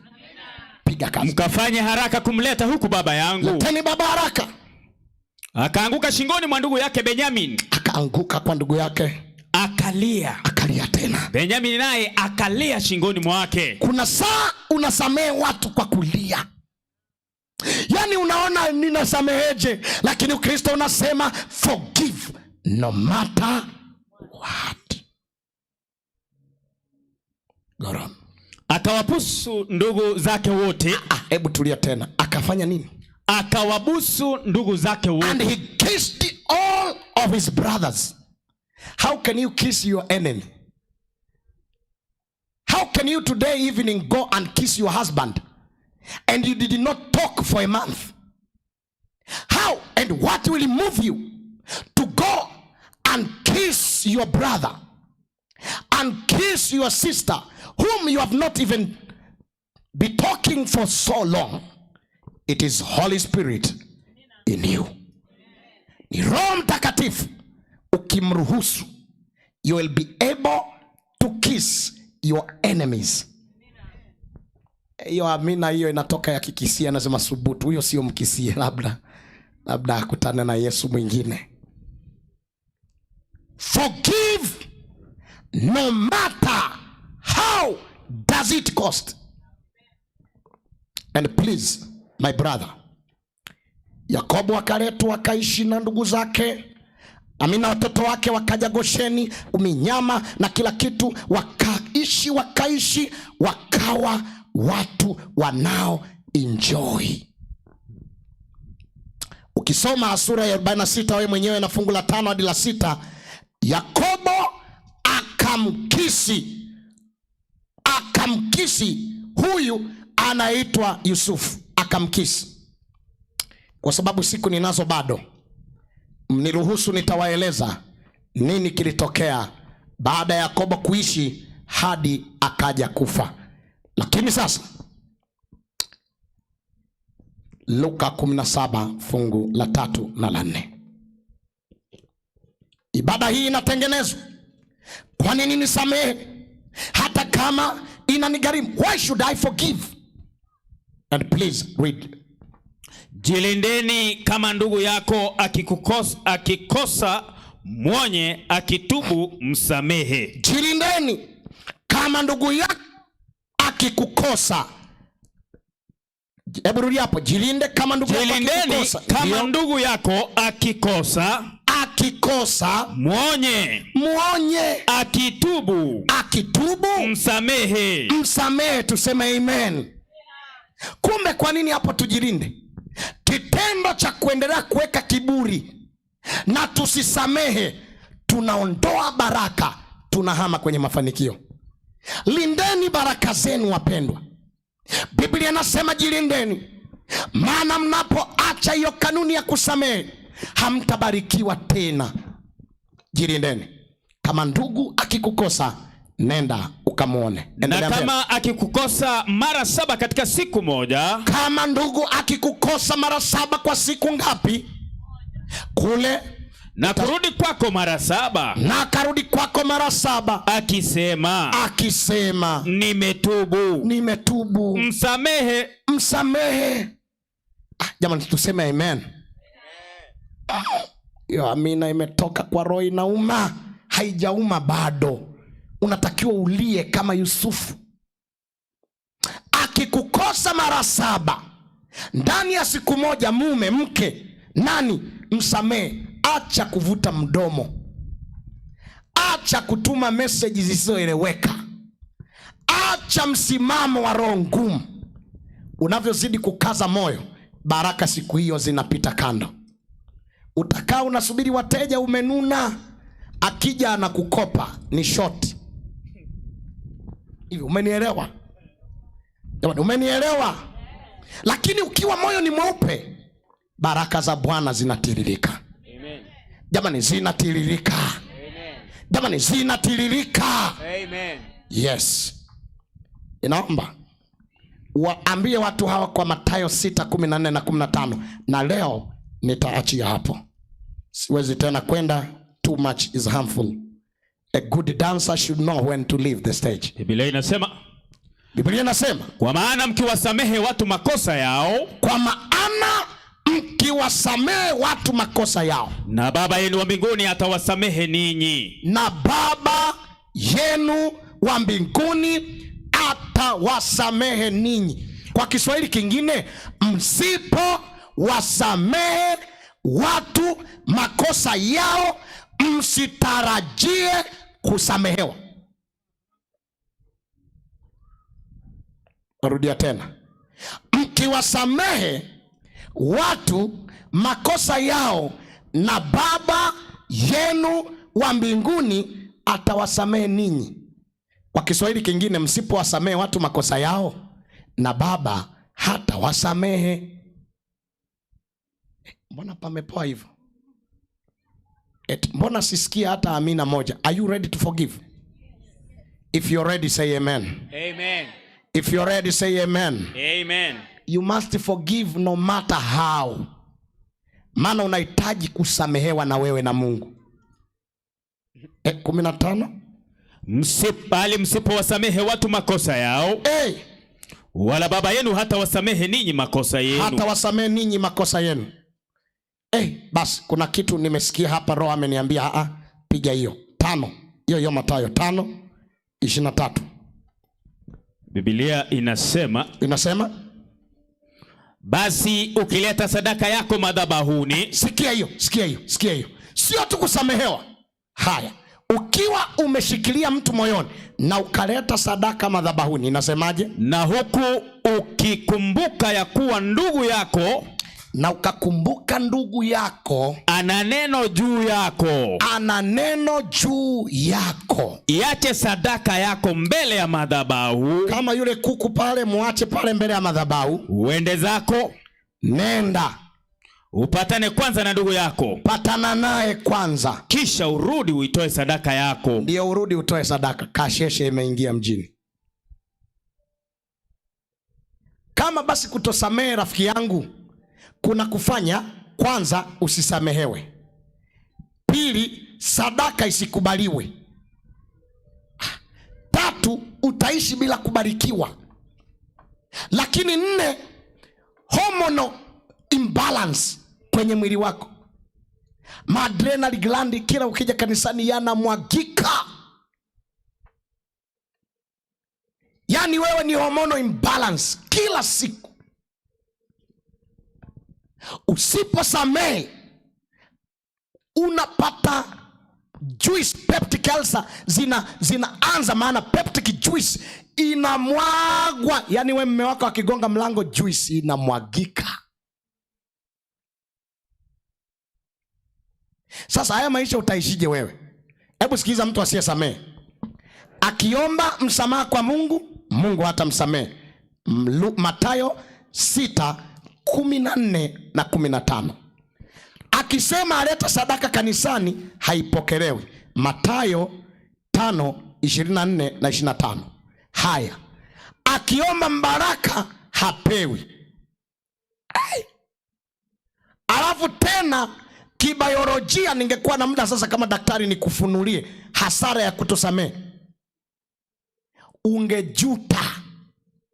Madonda tumbo yanazidi, juisi inamwagwa, hormonal imbalance. Wewe kazi yako yani heavy inabadilika, kila kitu kinabadilika, wewe unakonda, ukinenepa unakuwa kama mdudu, yani homoni yamemwagwa, unamwagika mwagika, mwili unakuwa kama wereweki. Why don't you forgive them? How many are saying this afternoon, please God, I need Joseph's heart. Inahitaji moyo wa Yusufu. Kwa nini usinyoshe mkono wako? I must forgive no matter how costful it is. Nataka niwaambie ndugu zangu, msamaha umebeba baraka zetu. Msamaha umebeba msamaha wetu. Msamaha umebeba kujibiwa kwa maombi yetu. Msamaha ni msaada wa afya zetu. Msamaha ni kanuni ya mbinguni. Ndio maana sala ya Bwana inasema, utusamehe deni zetu, utusamehe makosa yetu, kama nasi tunavyowasamehe waliotukosea. Ukishindwa kuelewa hilo, umeambiwa na Biblia. Tumesoma Mathayo 6:5, tena 6:14 na 15, 5:23 na 24. Kama ni sadaka weka kando, patana ulete. Kama ni swala la kuomba, achana kwanza na kuomba, kaombe kwanza kusameheana, na usipowasamehe Baba hata kusamehe. Kwa nini usisimame sasa? I must forgive no matter what, and no matter how costful it is. Kwa nini tusije mbele sasa kwa haraka kidogo? Hasha maneno mabaya yasitoke kinywani, moyo mwema huzuie, ndimi zisichafuke. Nanyi pendeni, asema Yesu, kama mwanzo alivyotupenda. Aha, nanyi pendeni, asema Yesu, wanatiini amri. Tusinene kwa hasira, inazaa huzuni. Pendo lako e Mwokozi linatosha tushinde. Nanyi pendeni, asema Yesu, kama mwanzo alivyotupenda. Nanyi pendeni, asema Yesu, wanatiini amri. Pendo ni mtakatifu, urafiki mzuri, visiharibike mara kwa kunena vibaya. Nanyi pendeni, asema Yesu, kama mwanzo alivyotupenda. Aha, nanyi pendeni, asema Yesu, wanatiini amri. Msiogope, mvua itanyesha, ni kweli, lakini mpaka nimalize kuomba. Na niliona inataka kuanza vile na ubiri, lakini nilishaomba haiji. Tumalize ije inyeshe tukiwa tunakula, vipindi vingine vikianza mvua imeisha. Ana Mungu wetu anaweza. Sikia, panga kusamehe. Panga kusamehe ili homoni zako zibalance, ili uachane na peptic ulcer, ili uachane na uvimbe unaomea kwenye mwili, ili uachane na upungufu wa kinga mwilini. Samehe ili hata sura ing'ae. Samehe ndio hormones balance, hata na wewe ukae na raha. Samehe mpendwa. Samehe pia, lakini ili Mungu akusamehe. Samehe ili usiishi na mafanikio, uishi na baraka. Samehe maana Mungu anataka tusamehe. Ni ngumu, it is very costful, but I must forgive no matter how costful it is. Maana Ukristo unanidai nipende nisipende. Ili Ukristo uendelee, lazima nisamehe. Kama ndivyo, sema tena amen. Kama umekubali, sema tena amen. Bwana tusaidie. Ninajua kuna ugumu katika hilo. Ndugu zangu, hata mimi nimejifunza sana ugumu wa kusamehe. Na kwa sababu hili ni muhimu niliseme nikiwa na kuombea. Kisa hiki nakipenda, lakini ni kifupi na kizuri. Siku moja tulikuwa tunacheza mpira, tukiwa tumepewa nyumba ya kukaa na mama mmoja Muislamu, lakini alitupatia store. Hatakuwa hata na chumba, hela ya uwezo wa kurent. Kwa akatupatia store tukae bure, mimi, mdogo wangu, mama yangu. Lakini tunakaa chumba kimoja na tunalala kitanda kimoja. Nataka nikwambie msamaha ulivyo na baraka. Wakati tumelala hapo ndani kwenye hicho chumba kimoja, rafiki zangu, sasa siku moja imetokea tunacheza mpira, mimi, mdogo wangu na timu nyingine. Sasa timu ya mdogo wangu iko nje, ya kwetu iko ndani, na tunacheza mpira ule wa mifuko tu wa watoto. Niko darasa la 4 kwenda la 5. Na sasa tunacheza hivi, tunacheza ule mpira, alafu kuna timu iko nje inatakiwa kuingia. Tumefungana 1-1. Mungu ni nani? Nikiwa tunacheza, mimi ndio nikafunga goli la pili ili timu itoke iingie nyingine. Majirani zetu wengine tunasoma nao, jirani mmoja akasema, sasa wakati watu wanashangilia akasema, mnafungwaje na mtu anayelala kitanda kimoja na mama yake? Wazi nilisikia kama mtu amenichana, moyo wangu umechanwa, nimedharauliwa, nimewekwa wazi. Nikasema naomba nibadilishwe namba, mimi sichezi, naondoka. Nikaenda kuomba, nikamshtaki huyu mtu kwa Mungu. Nikamwambia Mungu, sina la kumfanya huyu. Kindly nilimsamehe, maisha yakaendelea. Baadaye yeye amebaki kuwa mpiga debe. Mpiga debe ni conductor, mimi naenda ananipakiza. Siku moja nikampa hela mpaka akashangaa. I'm just making the story short. Mungu anaweza kukuinua ukisamehe. Jamani, samehe. Samehe. Can we pray? Father Lord, no matter how hard it is, we must forgive. It is this very afternoon where we want to forgive. Tunataka kusamehe. Fungua mioyo ya wanawake na wanaume. Fungua mioyo ya watoto na wazee. No matter how hard it is, we must forgive for our betterment, for our Christianity. Tusaidie Bwana. Tusaidie Bwana. Mchana wa leo utaachilia mvua kidogo kama baraka. Na iwe ile mvua itakayopenya ndani ya mioyo yetu, maana we must forgive no matter how, no matter what. Na Mungu wangu, baada ya ombi hili ninawaita watu wachache walio wengi pia, kwamba walijitoa kusamehewa na wewe kwa ajili ya njia ya ubatizo. Wajawahi kubatizwa, walibatizwa wakarudi nyuma, wamekata tamaa, maisha yao yamekuwa maisha ambayo hayajabarikiwa, ila kwa ubatizo watabarikiwa. Baba, waite mwenyewe kwa jina la Yesu, amen.